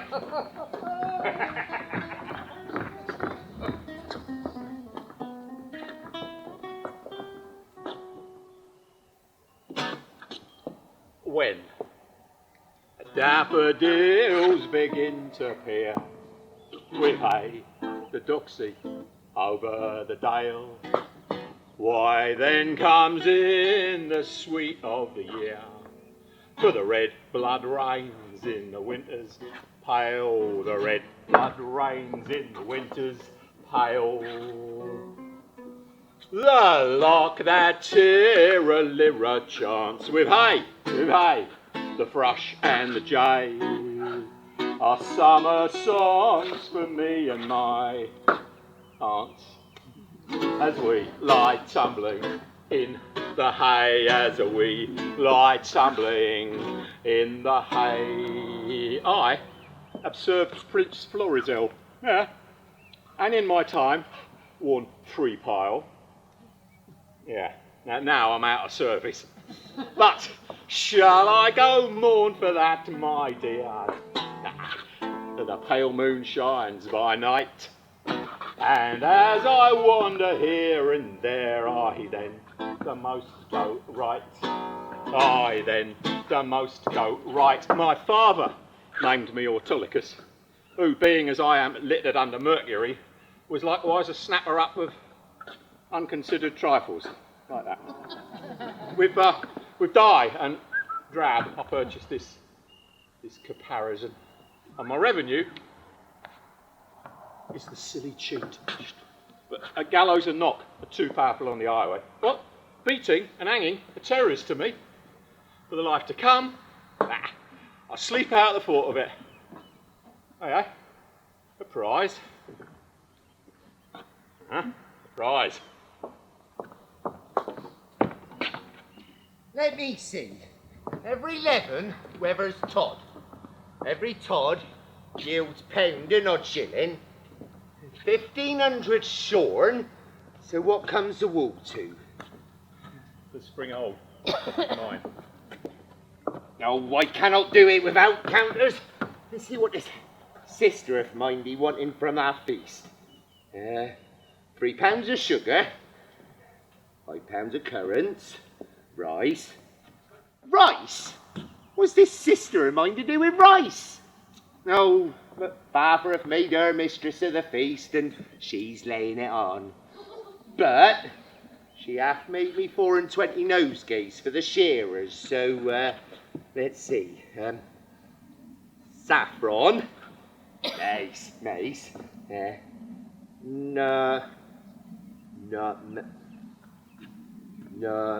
nutmegs, 7, 5 pounds of prunes, and as many raisins of the sun. Oh, that ever I was born. Oh, in the name of me. Oh, help me, pluck but off these rags and then death. Alas, poor soul, thou hast need of more rags to lay on thee than take those ones Oh, off. sir, the loathsomeness of them offends me more than the stripes I've received, which are mighty ones and millions. Poor man. And a million beatings come to a great matter. Yeah, I'm robbed, sir, and beaten, and my money and apparel taken from me, and these detestable things put upon me. Lend me thy hand, I'll help thee. No, gently, good sir, softly, good sir. Lend me thy hand. Softly, Poor soul. My shoulder blade is out. And they can stand. Yeah, gently, sir, softly, good sir. You have done me a charitable office. Oh, just have that money. I've no money for thee. No, good sir, no. Offer me no money. I have a kinsman, not 3/4 of a mile hence, unto whom I was going, and there I shall have money or anything I want. Offer me no money, I beseech you. That kills my heart. What manner of fellow was he that robbed you? Oh, sir, a fellow what I have known to go around with troll madams. I knew him once, sir, a servant of the prince, but he was certainly whipped out of the court, and then having flown over many knavish professions, settled only in rogue. Some call him... Oh! And upon him, he owns wakes, fairs and bear baitings. True, sir, very true. He's the rogue that put me in this apparel. Not a more cowardly rogue in all Bohemia. You'd have looked big and spit at him in a run. Oh, sir, I'm no fighter. I'm false of heart that way. And they knew, I'll warrant him. How do you now? Beg pardon? Oh, much better, thank you, sir. Yeah, I can stand. I can walk. Oh. I'll even take my leave of you. Shall I face softly towards my kinsman's. Shall I take thee on thy way? Oh, no, good, sweet face, sir, no. Then I'll bid you adieu. I got to go buy spices for our sheep shearing. Oh, well, prosper you, sweet sir. Yeah. Your purse is not hot enough to purchase your spice. I'll be with you at your sheep shearing too. Jog on, the footpath way, and merrily hent the style a merry heart goes all the day. Your sad ties in a mile up, your sad ties in a mile up. This, your sheep shearing, is as a meeting of the petty gods, and you the queen on it. Sir, to chide at your extremes it not becomes me. Oh, pardon that I name them.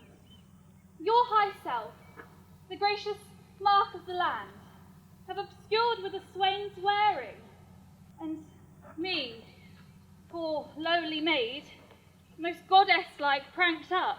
I bless the time when my good falcon made her flight across thy father's grounds. I tremble to think your father by some accident should pass this way as you did. What would he say? Or how would I behold the sternness of his presence? Apprehend nothing but jollity. The gods themselves humbled their deities to love. The fire-robed god, golden Apollo, became a poor humble swain, as I seem now. Their transformations were never for a piece of beauty rarer. But, sir, your resolution cannot hold, when 'tis opposed, as it must be, by the power of the king.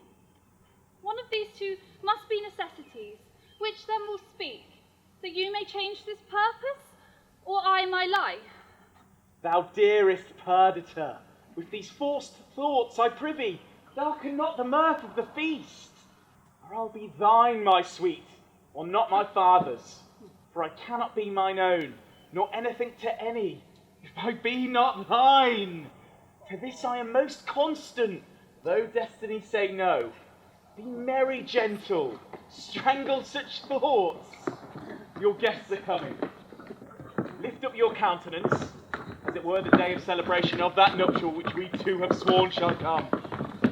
Your guests approach. Fine order! Oh, when my old wife was alive, upon this day, she welcomed all, served all. She would sing a song and dance her turn, her face of fire with labour and the things she took to quench it. She would drink to one and all.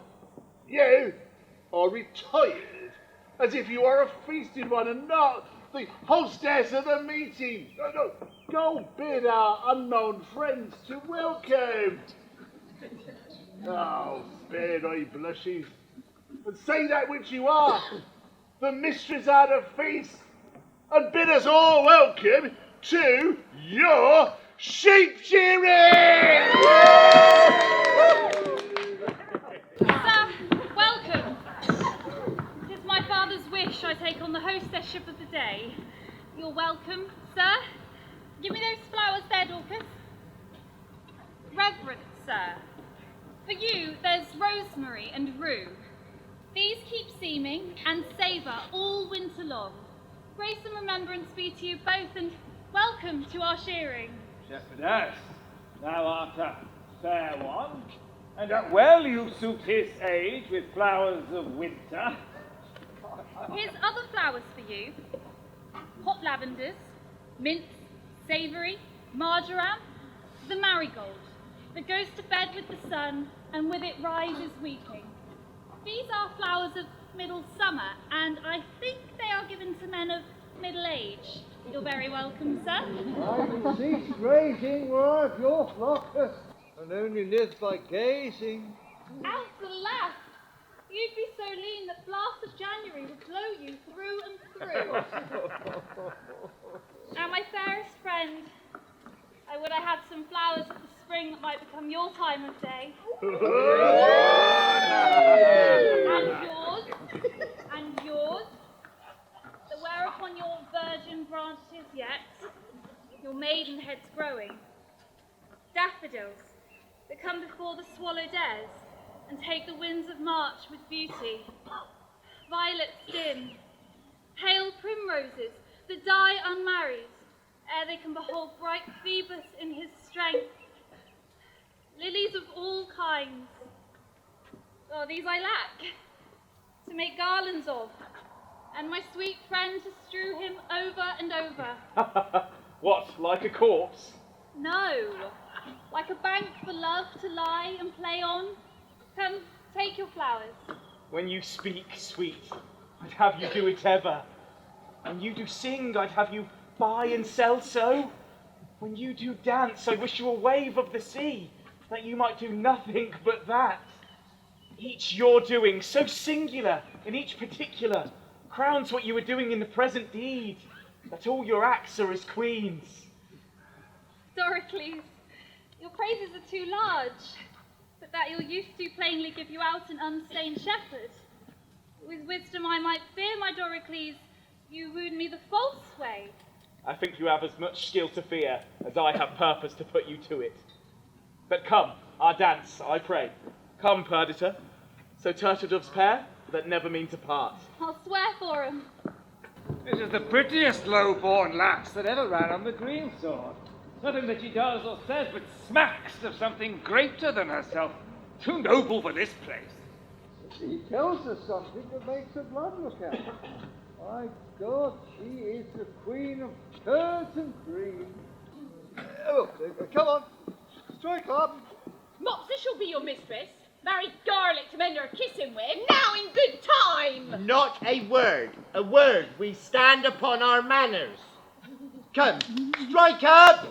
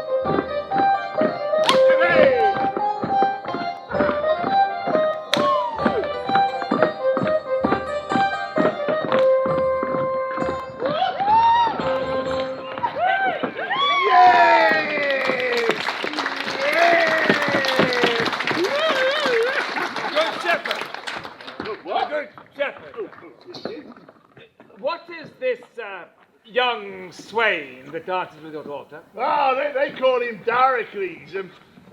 He says he loves my daughter, and I think so too, because as never has the moon gazed upon the water as he stands there and reads as through my daughter's eyes. And to be plain, I don't think there's half a kiss between them as to choose which one loves each other the best.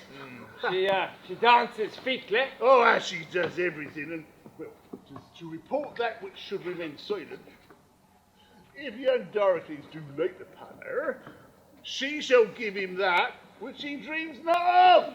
Oh, master! If you did but hear the peddler at the door, you'd never dance again after a tabor and pipe. Oh, the bagpipe could not move you. He sings several tunes faster, and you'll tell money. He utters them and says you'd eaten ballad. Oh, we could not come sooner. Pray then come in. I love a ballad. He has songs for man or woman of all sizes.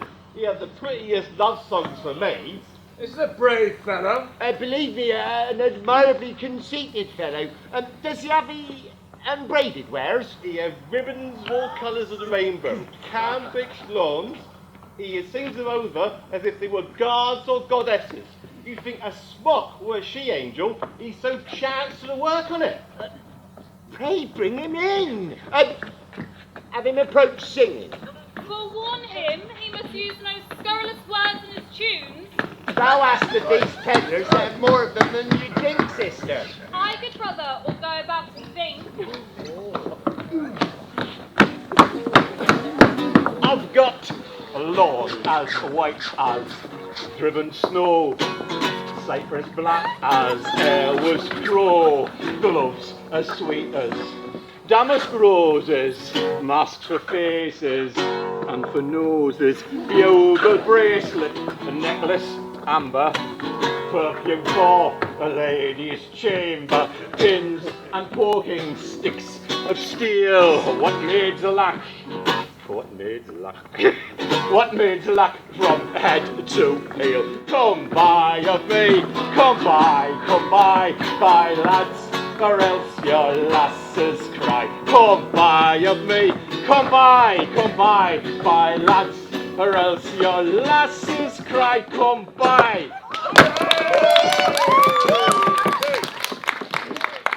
If I were not in love with Mopsa, thou should have no money of me, but being enthralled as I am, it'll be the certain bondage of ribbons and gloves. I was promised them before the feast, but they come not too late now. He had promised you more than that if there be liars. He had paid you all he promised you. Maybe he had paid you more, which will shame you to give him again. Is there no manners left among maids? Is it not bedtime or milking time for you to be whistling off these secrets? You must be tittle-tattling in front of our guests.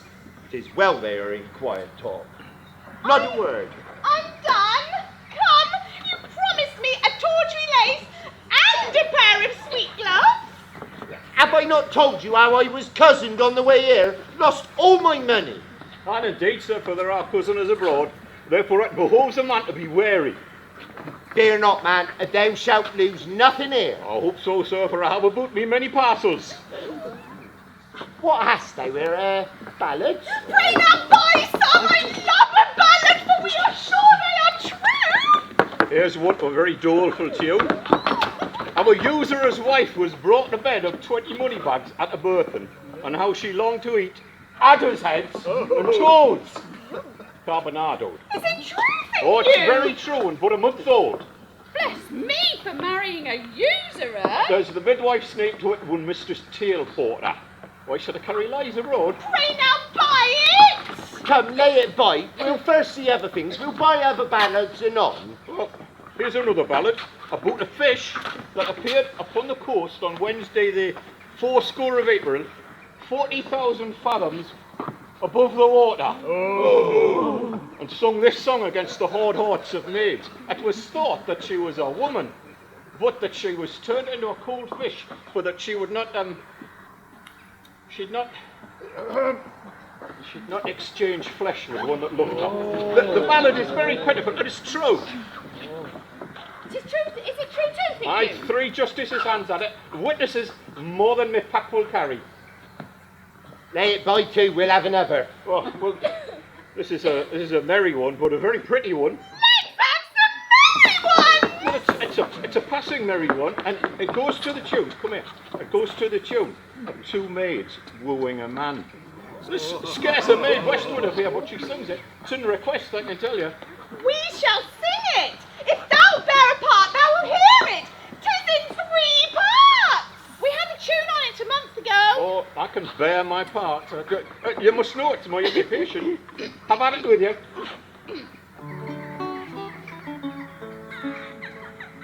Get you hence, for I must go, where it fits not you to know. Whither?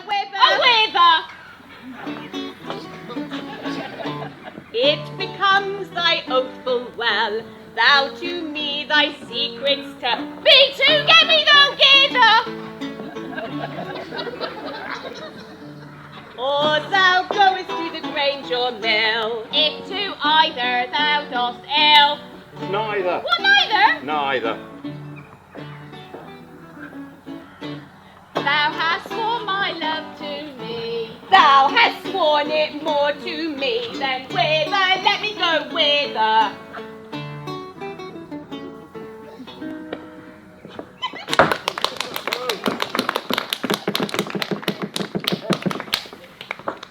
My father and the gentleman are in sad talk and will not trouble them. Come, take up thy pack and follow me. Wenches, I'll buy for both of you. Pedlar, come, I get first choice. Aye, you shall pay well for Girls, them. Will you buy any tape, any lace for your cake? My dainty ducks, my dear any silk, any thread, any toys for your red, of the newest and the finest. Where I then come to the pedlar, money's a meddler that doth utter all men's where are. It is not too far gone. I will park them. I say, young shepherd.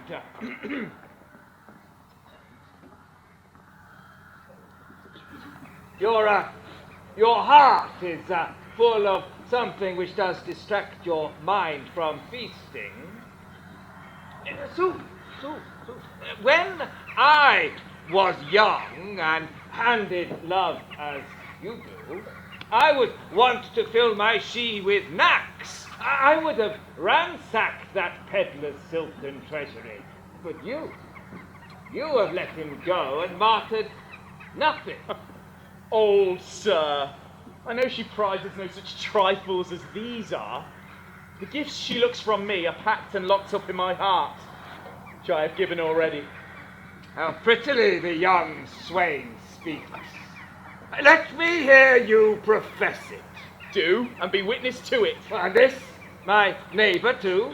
And he, and more than he, and men, the earth, the heavens and all, that were I crowned the most imperial monarch, thereof most worthy, were I the fairest youth that ever made eye swerve, had I force and knowledge more than was ever man's, I would not prize them without her love, for she employed them all. Fairly offered. This shows a sound affection. Then, daughter, say you the like to him? I cannot speak so well, nothing so well, no nor mean better. By the pattern of mine own thoughts I cut out the purity of his. Well, Hans, a bargain. In front of these unknown friends, I give my daughter to him, and I will make her portion equal to his. Oh, that must be in the virtue of your daughter. One being dead, I will have more than you can dream of yet. Enough then for your wonder. But come, contract us before these witnesses. Oh, your hand. So, swain, a while. Have you a father? I have, but what of him? Knows he of this? He neither does nor shall. Methinks a father should, in the nuptial of his son, be a guest that best becomes the table. I pray thee, once more, is he not capable of reasonable affairs? Is he stupid with age and altering rooms? Can he not speak, hear, dispute his own estate?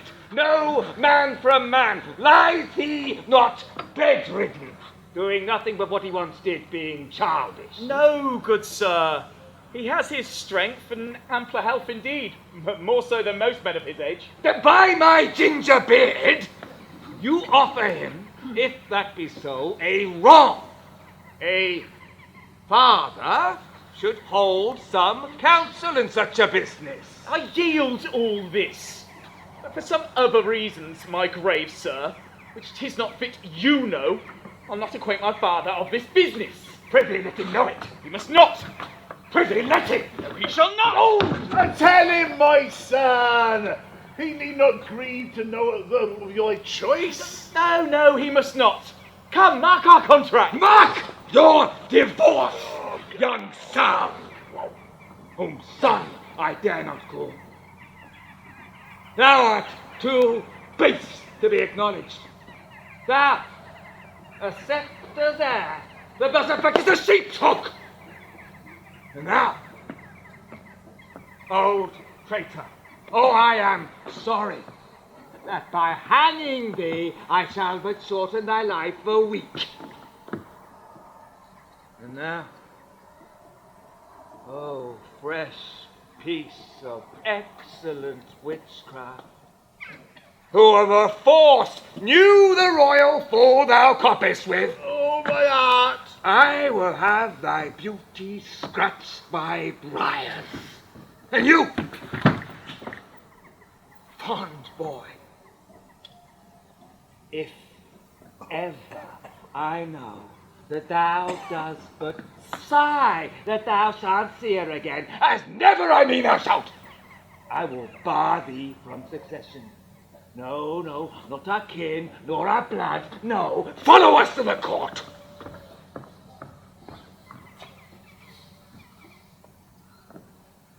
Now, turn. But now, though still full of our displeasure, I will spare thee from the dread blow of it. And you,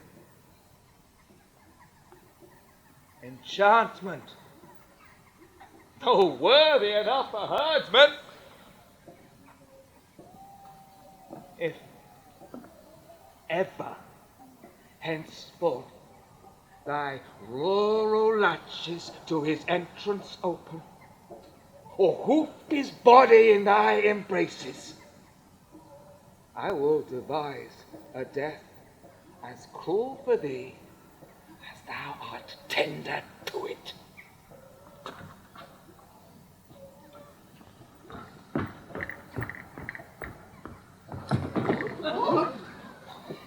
Even here undone,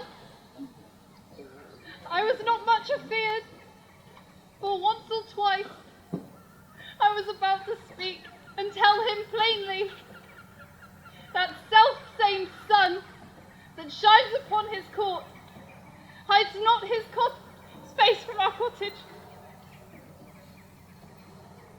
Will it please you, sir, be gone? I told you what would come of this. Beseech you of your own state, take care. This dream of mine, being now awake, I'll queen it no inch farther, but milk my ewes and weep. Now, father, speak, and thou diest. I cannot speak, nor think, nor dare to know that which I know.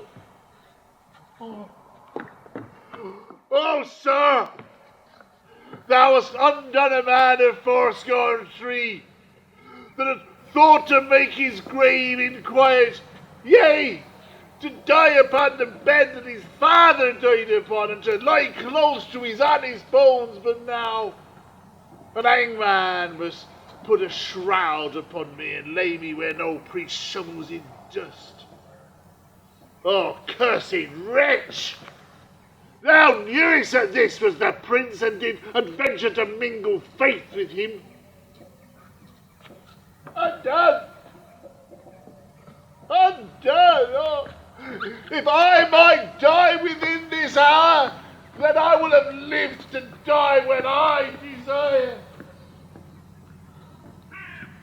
Why look you so upon me? I am but sorry, not afeard. Delayed, but nothing altered. What I was, I am. My gracious lord, you know your father's temper. At this time he will allow no speech, nor, I fear, will he bear the sight of you as yet. Therefore, until the fury of his highness settle, come not before him. I'll not purpose it. I think, Camillo. Even he, my lord. How often have I told you 'twould be thus? How often said my dignity would last until it were known? It cannot fail but by the violation of my faith. And then let nature crush the sides of the earth together and mar the seeds within. Lift up thy looks, not for Bohemia, nor the pomp that can be therein gleaned, for all the sun sees, or the close earth wombs, the profound sea hides and unknown fathoms. But I break my oath to this, my fair beloved.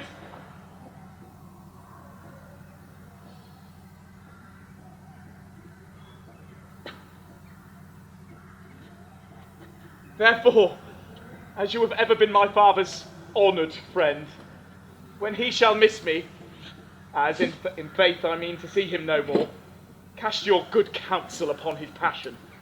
This you may know, and so deliver. I am put to sea, with her whom here I cannot hold on shore. Most opportune to our need, I have a vessel rides fast by. What course I mean to hold, shall nothing benefit your knowledge. Oh, my lord, I wish your spirit were happier for advice and stronger for your need. Hark, Perdita, I'll hear you by and by. Irremovable, resolved for flight. Now were I happy if his gulf I could frame to serve my turn. Save the from danger, do him love and honour, and purchase the sight again of my dear Cecilia and that unfortunate king, my master, whom I so much thirst to see. Now, good Camillo. Sir, I think you may know of my poor efforts in the service of your father. Very nobly have you deserved. If you may so desire to think that I love the king, and through him what is nearest to him, which is your gracious self, embrace but my direction. I shall point you to where you shall have such receiving as befits your highness, where you may enjoy your mistress and marry her, and with my best efforts, in your absence, the discontenting king, I shall bring him up to liking. How, Camillo, might this almost a miracle be done? Have you thought on the place to which you'll go? Not any yet. We confess ourselves to be the slaves of chance, of every wind that blows. Then listen to me. Make for Sicilia, and there present yourself, and your princess, for so I see she must be, before Leontes. Methinks I see Leontes, opening his wide free arms and weeping his welcomes forth. Ask forgiveness of thee, the son, as if it were the father's person, and kisses the hands of your fresh princess. Worthy Camillo, what reason for our visitation shall I hold before him? Sent from your father, the king, to greet him and give him comforts. Sir, the manner of your bearing towards him, with what you, as from your father, shall deliver. Things known betwixt us three, I shall write things down, so he may not perceive but that you have your father's bosom there, and speak his very heart. I am bound to you. A course more promising than wild dedication of themselves to unpathed waters, undreamed of shores. Certain miseries enough, no hope to help them. Prosperity's the very bond of love. Ah, my prettiest Perdita. So, the forms we stand upon. Camillo, preserver of my father, now of me, medicine of our house. How shall we do? We are not furnished like Bohemia's son. Have no fear, my lord, in this. I think you know that all my fortunes do lie there. It shall be my care to have you royally appointed, so that the scene you play were as if a mine.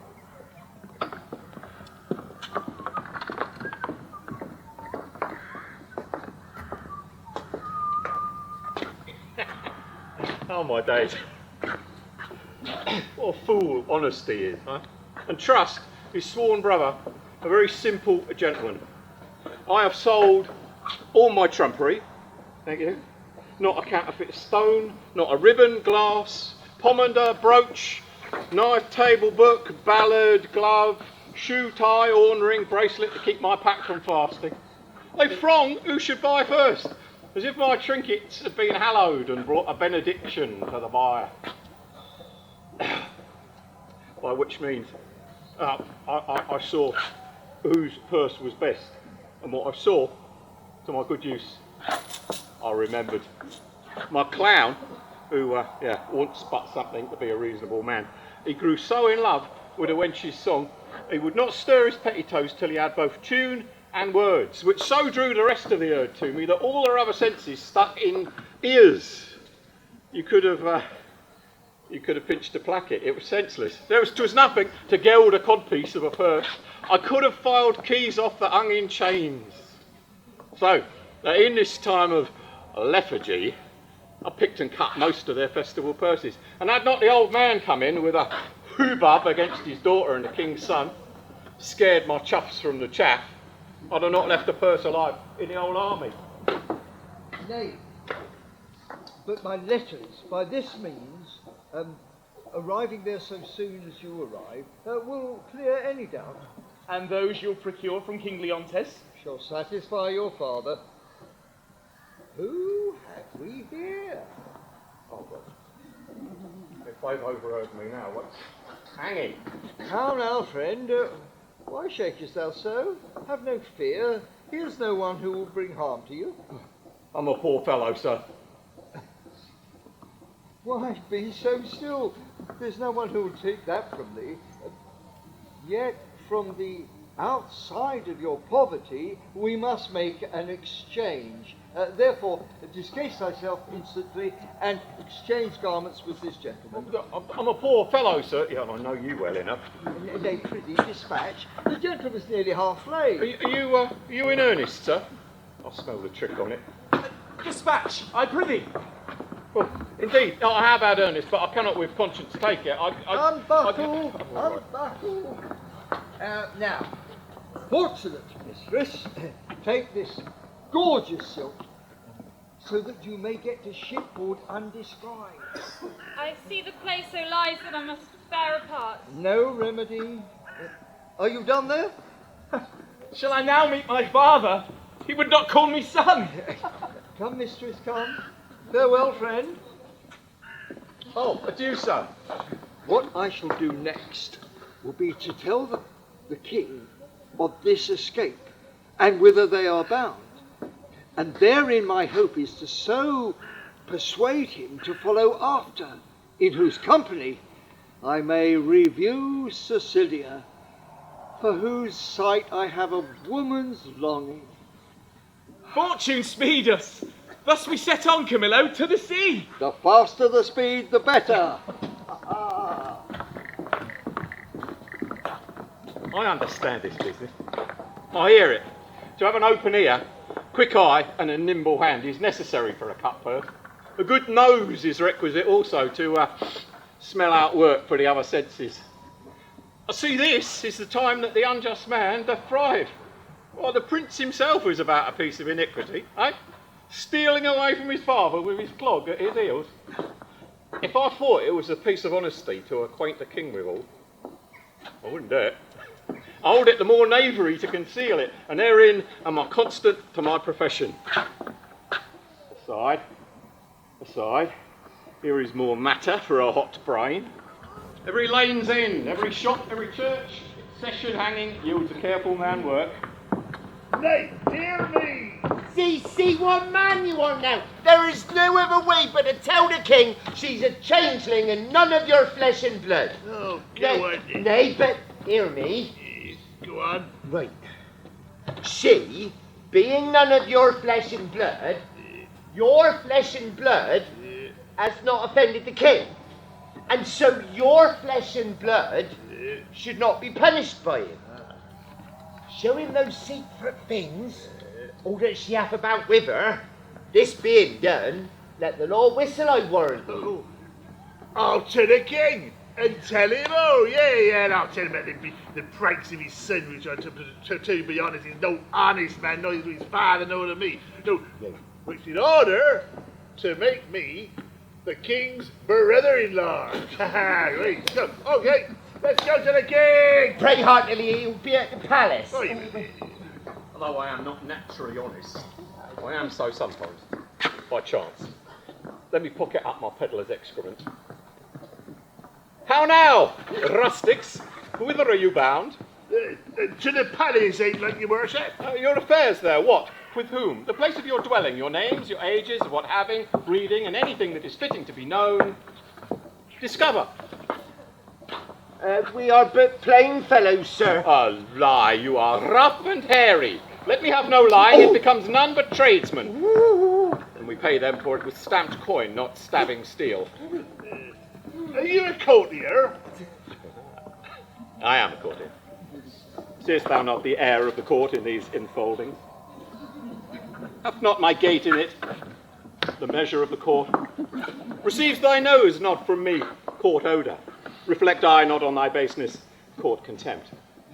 I am courtier, cap, a pied, and one that will either push on or pluck back thy affairs there, whereupon I command thee, open thy affairs. My business, sir, is with the king. What advocate hast thou to him?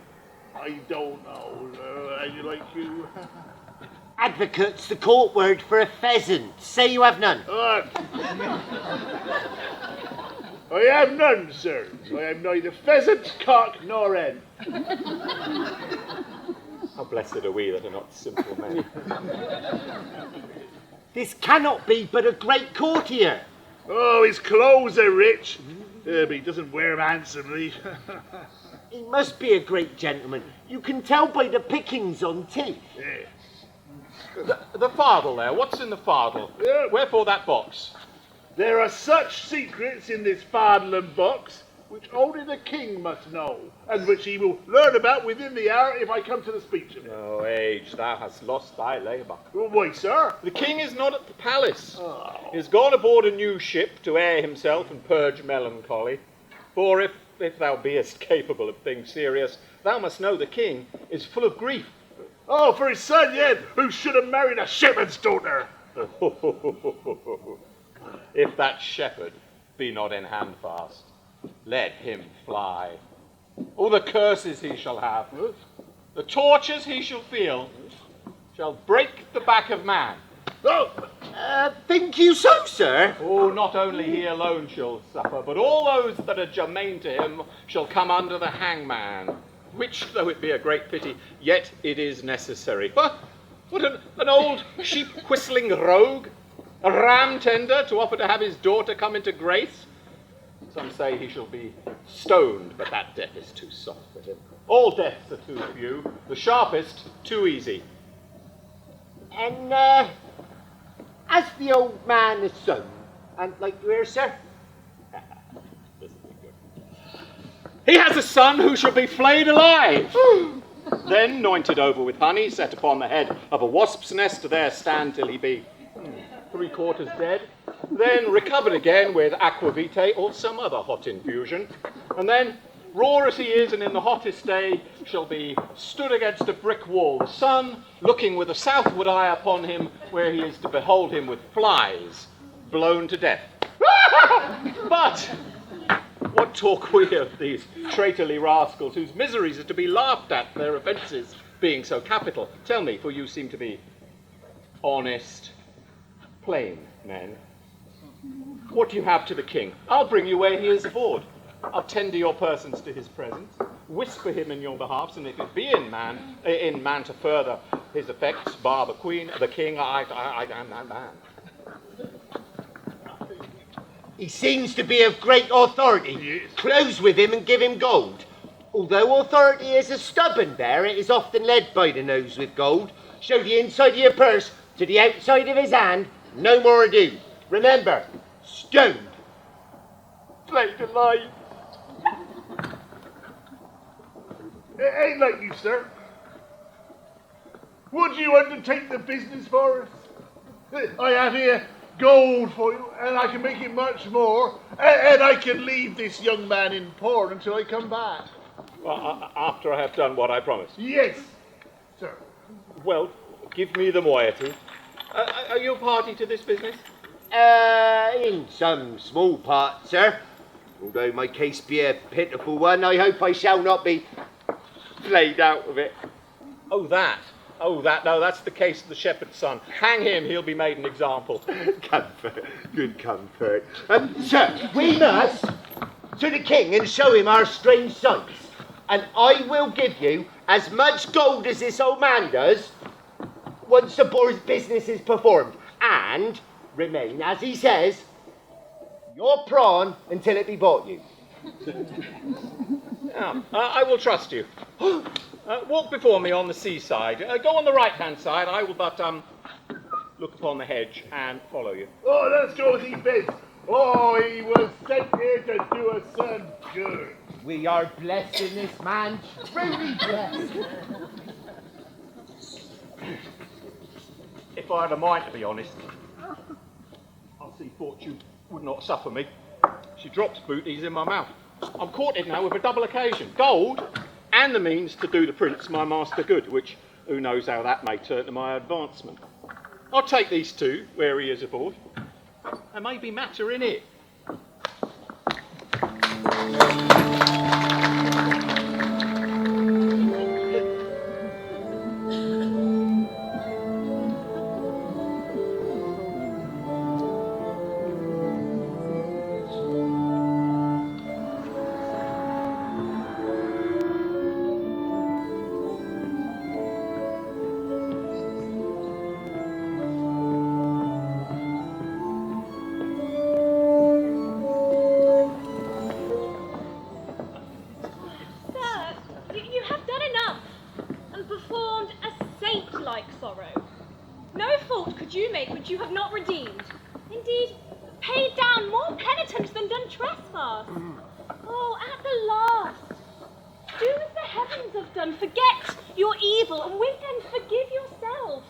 Whilst I remember her and her virtues, I cannot forget my blemishes in them, and so still think of the wrong I did myself, which was so much that, heirless, it hath left my kingdom, and destroyed the sweetest companion that e'er man bred his hopes out of. True, too true, my lord.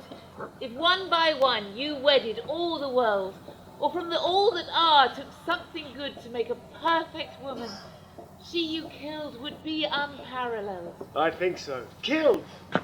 She, I killed. I did so, but thou strikest me sorely to say I did. It is bitter upon my tongue, as in my thoughts. Now good now say so, but seldom. Not at all, good lady. You might have spoken 1,000 things that would have done the time more benefit and graced your kindness better. You are one of those would have him wed again. If you would not so, you pity not the state, nor the remembrance of his most sovereign name. Consider, little, what dangers by his highness Bail of issue may drop upon his kingdom.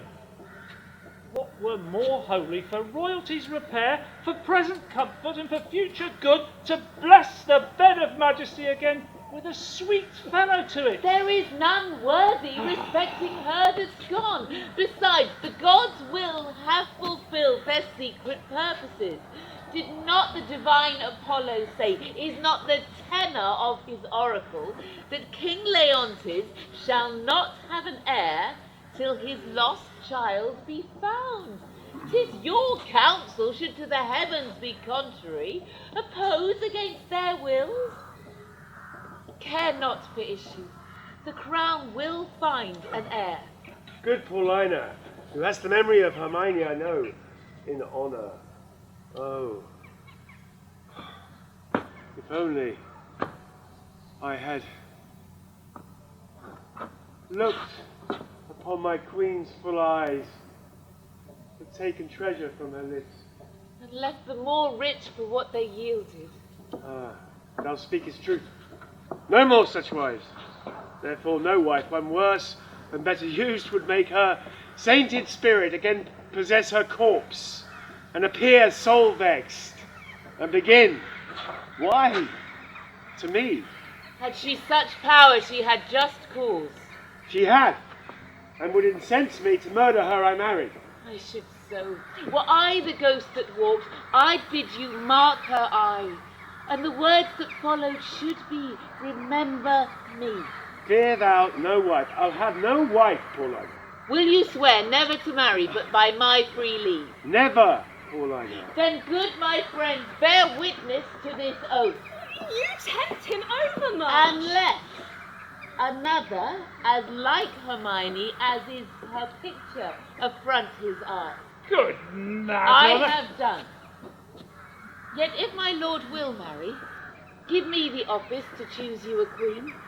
She shall not be so young as was your former, but she shall be such as walked your first queen's ghost. It should take joy to see her in your arms. My true Paulina, we shall not marry till thou biddest us. That shall be when your first queen's again in breath. Never till then. Here is one who gives himself out Prince Florizel, son of Polixenes, with his princess, she the fairest that e'er I beheld, desires access to your high presence. What with him comes not right to his father's greatness. His approach, so out of circumstance and sudden, tells us 'tis not a visitation framed, but forced by need and accident. His princess, are you with it? Aye, the most peerless piece of earth I think that e'er the sun shone bright on. Oh, Hermione, as every present time does boast itself above a better gone, so must thy grave make way for what's seen now. You, my lord, have said, and writ so, she would have not been, nor was not to be equal. Thus your verses flowed with her beauty once. 'Tis shrewdly ebb to say you have seen a better. Pardon, madam, the one I have quite forgot. The other, if she obtained your eye, she would soon catch your tongue. Women will love her that she is a woman more worth than any man.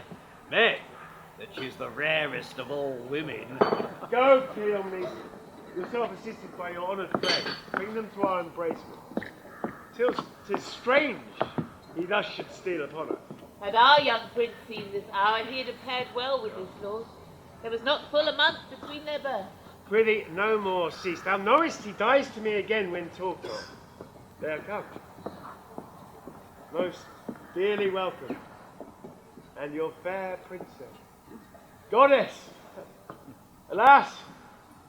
I lost the couple that twixt heaven and earth might thus have stood begetting wonder, as you do.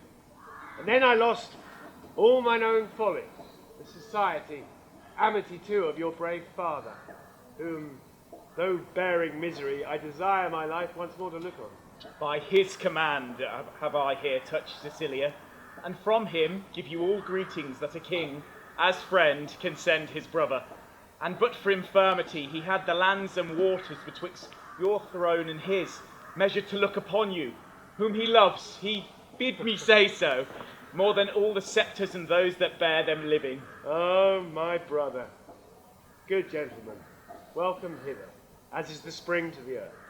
Most royal sir, we have come to execute the charge my father gave for visiting your highness. The blessed gods purge all infection from my air, whilst you do climate here. You have a holy father, a graceful gentleman, against whose person I have done sin, for which the heavens, taking angry note, have left me issueless, and your father, blessed as he from heaven, merits it with you, worthy his goodness. What might I have been? Might I have son and daughter now have looked on such goodly things as you? Most noble sir, that which I shall report would bear no credit were not the proof so nigh. Most gracious sir, Bohemia greets you from himself by me, desires you to arrest his son, who hath his dignity and duty both cast off, fled from his father, from his hopes, and with a shepherd's daughter. Where's Bohemia? Speak. Here in your city, I now came from him. I speak amazedly, and it becomes my marvel and my message. To your court, whilst he was hastening in the chase, it seems, of this fair couple, meets he on the way the father of this seeming lady, and her brother, having both their country quitted with this young prince. Camillo has betrayed me, whose honour and whose honesty till now endured all weathers. Lay it so to his charge. He's with the king, your father. Who? Camillo? Camillo, sir. I now spake with him who has these men in question. Never saw I wretches so quake. They kneel, they kiss the earth, forswear themselves as often as they speak. Bohemia stops his ears and threatens them with diverse deaths in death. Oh, my father! For heaven's sake, contract celebrated. You are married. We are not, sir, nor are we like to be. The stars, I see, will kiss the valleys first. My lord, is this the daughter of a king? She is, and once she is my wife. That once, I see by your good father's speed, will come on very slowly. I am sorry, most sorry that you've broken from his liking, where you were tied in duty, and as sorry, your choice is not so rich in worth as beauty, that you may well enjoy her. Dear, look up. Though fortune, visibly an enemy, should chase us with my father, how no jot of she to change our loves. Beseech you, sir, step forth mine advocate. At your request, my father would grant precious things as trifles. Would he do so, I beg your precious mistress, which he counts but a trifle. Sir, my liege, your eye has too much youth in it. Not a month before your good queen died, she was worth more such gazes than what you look on now. Oh, well, I thought of her, even in these looks I made. But your petition is yet unanswered. I will toward your father, your honour not overthrown by your desires. Therefore I go toward him. Follow me, and mark what way I make. Come, good my lord.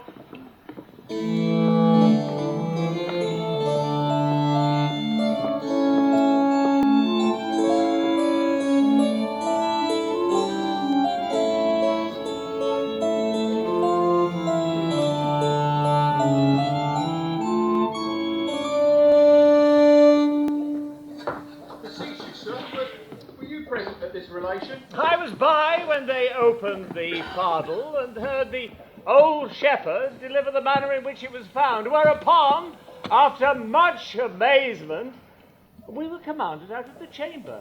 But here, this. Methought I heard the old shepherd say that he had found the child. I would gladly know the issue of it. The changes I perceived in the king and Camilla were very notes of admiration. They seemed almost with staring on one another to tear the cases of their eyes. There was speech in their dumbness, language in their very gesture. They looked as though they'd heard of a world destroyed. Passion of wonder appeared in them, but the wisest beholder could not say if the importance were joy or sorrow. Here comes one that happily knows more. The news, Cleomenes. The oracle is fulfilled! The king's daughter is found! Such a deal of wonder is broken out within the hour that ballad makers cannot be able to express it. This news, which is called truth, is so like an old tale that the verity of it is in strong suspicion. Has the king found his heir? Most true. The mantle of Queen Hermione, her jewel about the neck of it, the letters of Antigonus found with it, the resemblance to the mother, the nobleness which nature shows above her breeding, all proclaim her with all certainty to be the king's daughter. Did you see the meeting of the two kings? No. Oh, well then have you lost a sight? For there might you have seen one joy crown another, so and in such manner that it seemed sorrow wept to take leave of them, for their joy waded in tears. Oh, there was casting up of eyes and holding up of hands.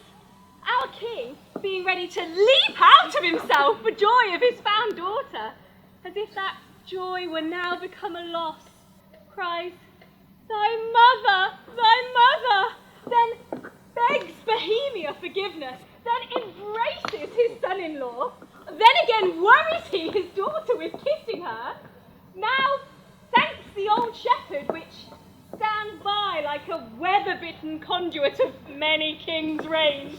I never heard of such another encounter." What, I pray you, became of Antigonus, who carried hence the child?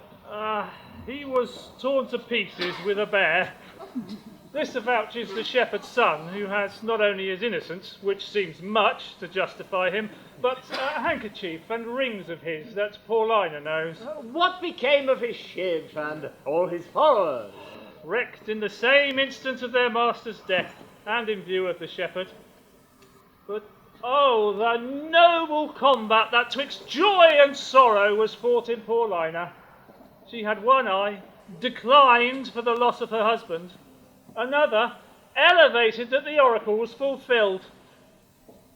She lifted the princess from the earth and so locked her in embracing as if she would pin her to her heart that she might no more be in danger of losing. The dignity of this act was worth the audience of kings and princes. One of the prettiest touches of all was when, at the relation of the Queen's death, with the manner how she came to it, bravely confessed and lamented by the King, how attentiveness wounded his daughter, till, from one sign of dolour to another, she did with an, alas, I would fain say bleed tears, for I am sure my heart wept blood. Oh, who was most marble there, changed colour, some swooned, all sorrowed. If all the world could have seen it, the woe had been universal. Are they returned to court? No. The princess, on hearing of her mother's statue, which is in the keeping of Paulina, a piece many years in the doing, and now newly performed by a rare Italian master, Giulio Romano. So near to Hermione hath he done Hermione, that once they say that you would talk to her and stand in hope of an answer. Thither with all greediness of affection are they gone. Yeah, I thought she had some great matter there at hand, for she hath privately twice or thrice a day, ever since the death of Hermione, visited that place. Shall we thither, and with our company join the rejoicing? Who would be thence that has the benefit of access? Every wink of an eye some new grace will be born. Let's along. Oh, see, now, had I not the dash of my former self in me, would preferment drop on my head. I brought the old man and his son aboard the Prince. I told him I'd heard talk of a fardel and I know not what, but he, at that time being over fond of the shepherd's daughter, so he then took her to be, who began to be much seasick and himself a little better, extremity of weather continuing, this mystery was undiscovered. But 'tis all one to me. Oh God, here come those two whom I have done good against my will. Yeah, but already appearing in the blossoms of their fortune.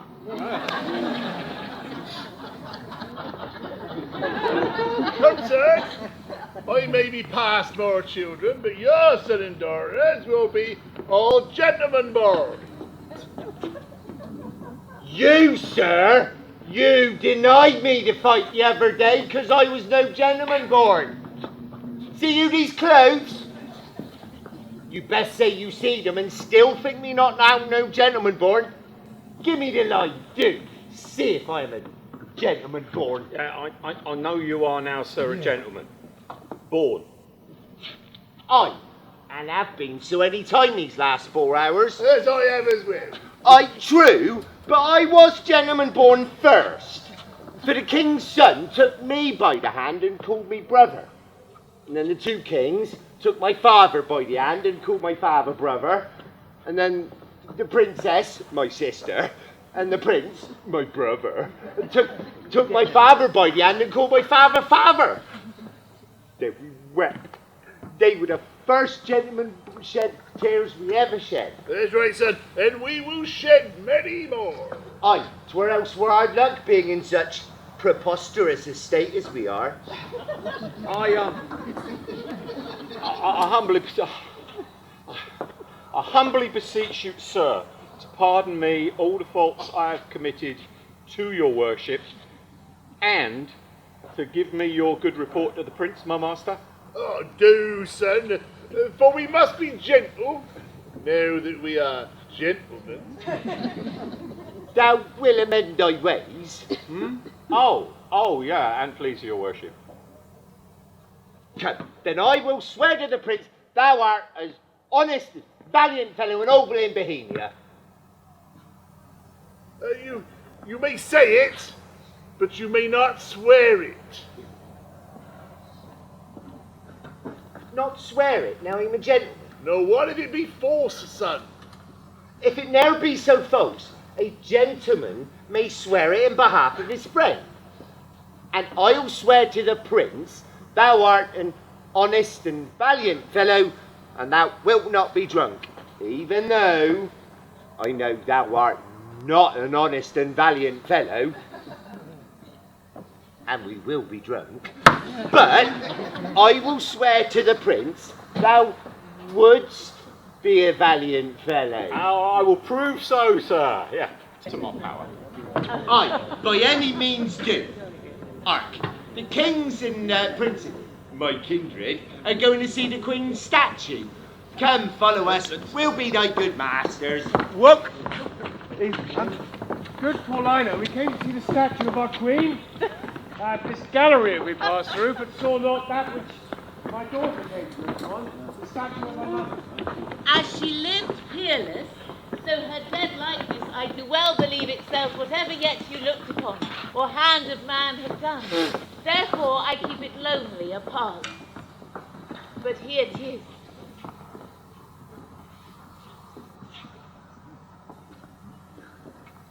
I like your silence. It the more shows off your wonder. Yet speak.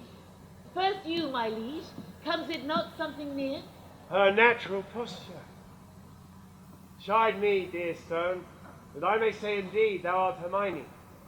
But yet, Paulina, Hermione was not so much wrinkled. Nothing so aged as this seems. Not by much. So much more our carver's excellence, who lets go by some 18 years and makes her as she lived now. As now she might have done. Oh, thus she stood, even with such life of majesty, warm life, as now it coldly stands. When I first wooed her, I am ashamed. And give me leave, that I may kneel and implore her blessing. Lady, good queen, that ended when I but began. Give me that hand of yours to kiss. Patience! The statue's but newly fixed, the colour's not yet dry. My lord, your sorrows were too sore laid on, which 18 winters cannot blow away. Scarce any joy was so long lived, no sorrow but killed itself much sooner. Dear my brother, let him that was the cause of this have the power to take up so much grief as he can piece up in himself. Indeed, my lord, if I had thought the sight of my poor image would thus have wrought you, I'd not have Oh, showed do it. not draw the curtain. Well, no longer shall you gaze on it, lest your fancy may think anon it moves. Oh, let be, let be. Would I were dead, but that methinks already. What was he that did make it? See, my lord, would you not deem it breathed, and that those veins did verily bear blood? Right. Masterly done. The very life looks warm upon the lips. The fixture of her eye has motion in it, as we are mocked with art. I'll draw the curtain. My lord's almost so far transported, he'll think anon it lives. Oh, sweet Paulina, maybe to think so 20 years together. I could afflict you farther. Do, Paulina, for this affliction has a taste as sweet as any cordial comfort. Still, methinks, there is an air comes from her. What fine chisel could ever yet cut breath? Let no man mock me, for I will kiss her. Good my lord, forbear. The ruddiness on her lip is wet. You'll mar it if you kiss it. Stain your own with oily painting. I'll draw the curtain. No! Not these 20 years. So long could I stand by and look her on. Either forbear, quit presently the chapel, or resolve you for more amazement. If you can behold it, I'll make the statue move indeed. Descend and take you by the hand. But then you'll think, which I protest against, I am assisted by wicked powers.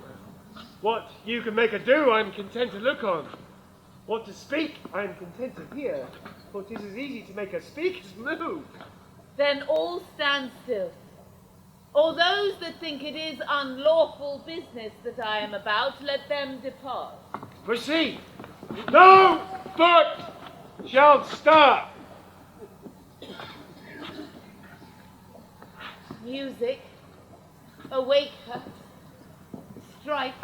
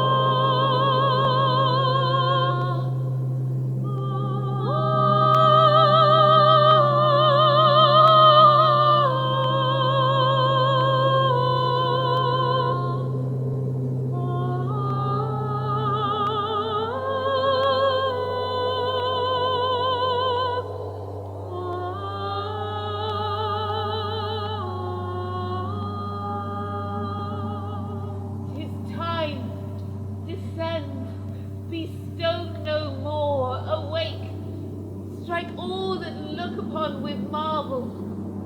Approach, bequeath to death your numbers. You perceive she stirs. Start not.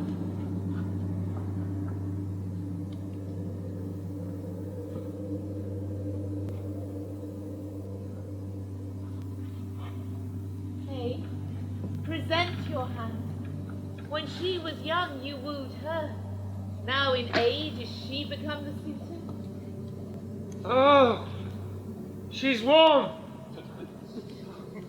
If this be magic, let it be an art lawful as eating.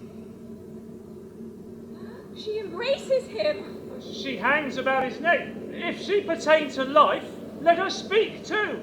Aye, and make it manifest where she has lived or how stolen from the dead. That she is living, were it but told you, would be hooted at like an old tale. Yet it appears she lives, though yet speak not. Madam, I pray you kneel, and beg your mother's blessing. Turn, good lady, our purgator is found. You gods, look down, and from your sacred vials pour your graces onto my daughter's head. Tell me, mine own, where hast thou been preserved? Where lived, how found thy father's court? Go together, you precious winners all. Your exaltations partake to everyone. I, like a turtle dove, will wing me to some withered bough, and there my mate, who's never to be found again. Lament till I am lost. Oh, peace, Paulina. Thou shouldst a husband take by my consent, as I by thine a wife. Thou hast found mine, that I thought dead. I'll not seek far to find thee an honourable husband. Come! Oh no. Camillo! And take her by the hand, whose worth and honesty is richly noted and here justified by us, a pair of kings. What? Look upon my brother. Both your pardons, that ere I put between your holy looks my ill suspicion. This is your son-in-law, and son unto the king, who, heaven's directing, is troth-plight to your daughter. Let us, each one, demand an answer to his part, performed in this wide gap of time, since first we were dissevered. But first, be happy!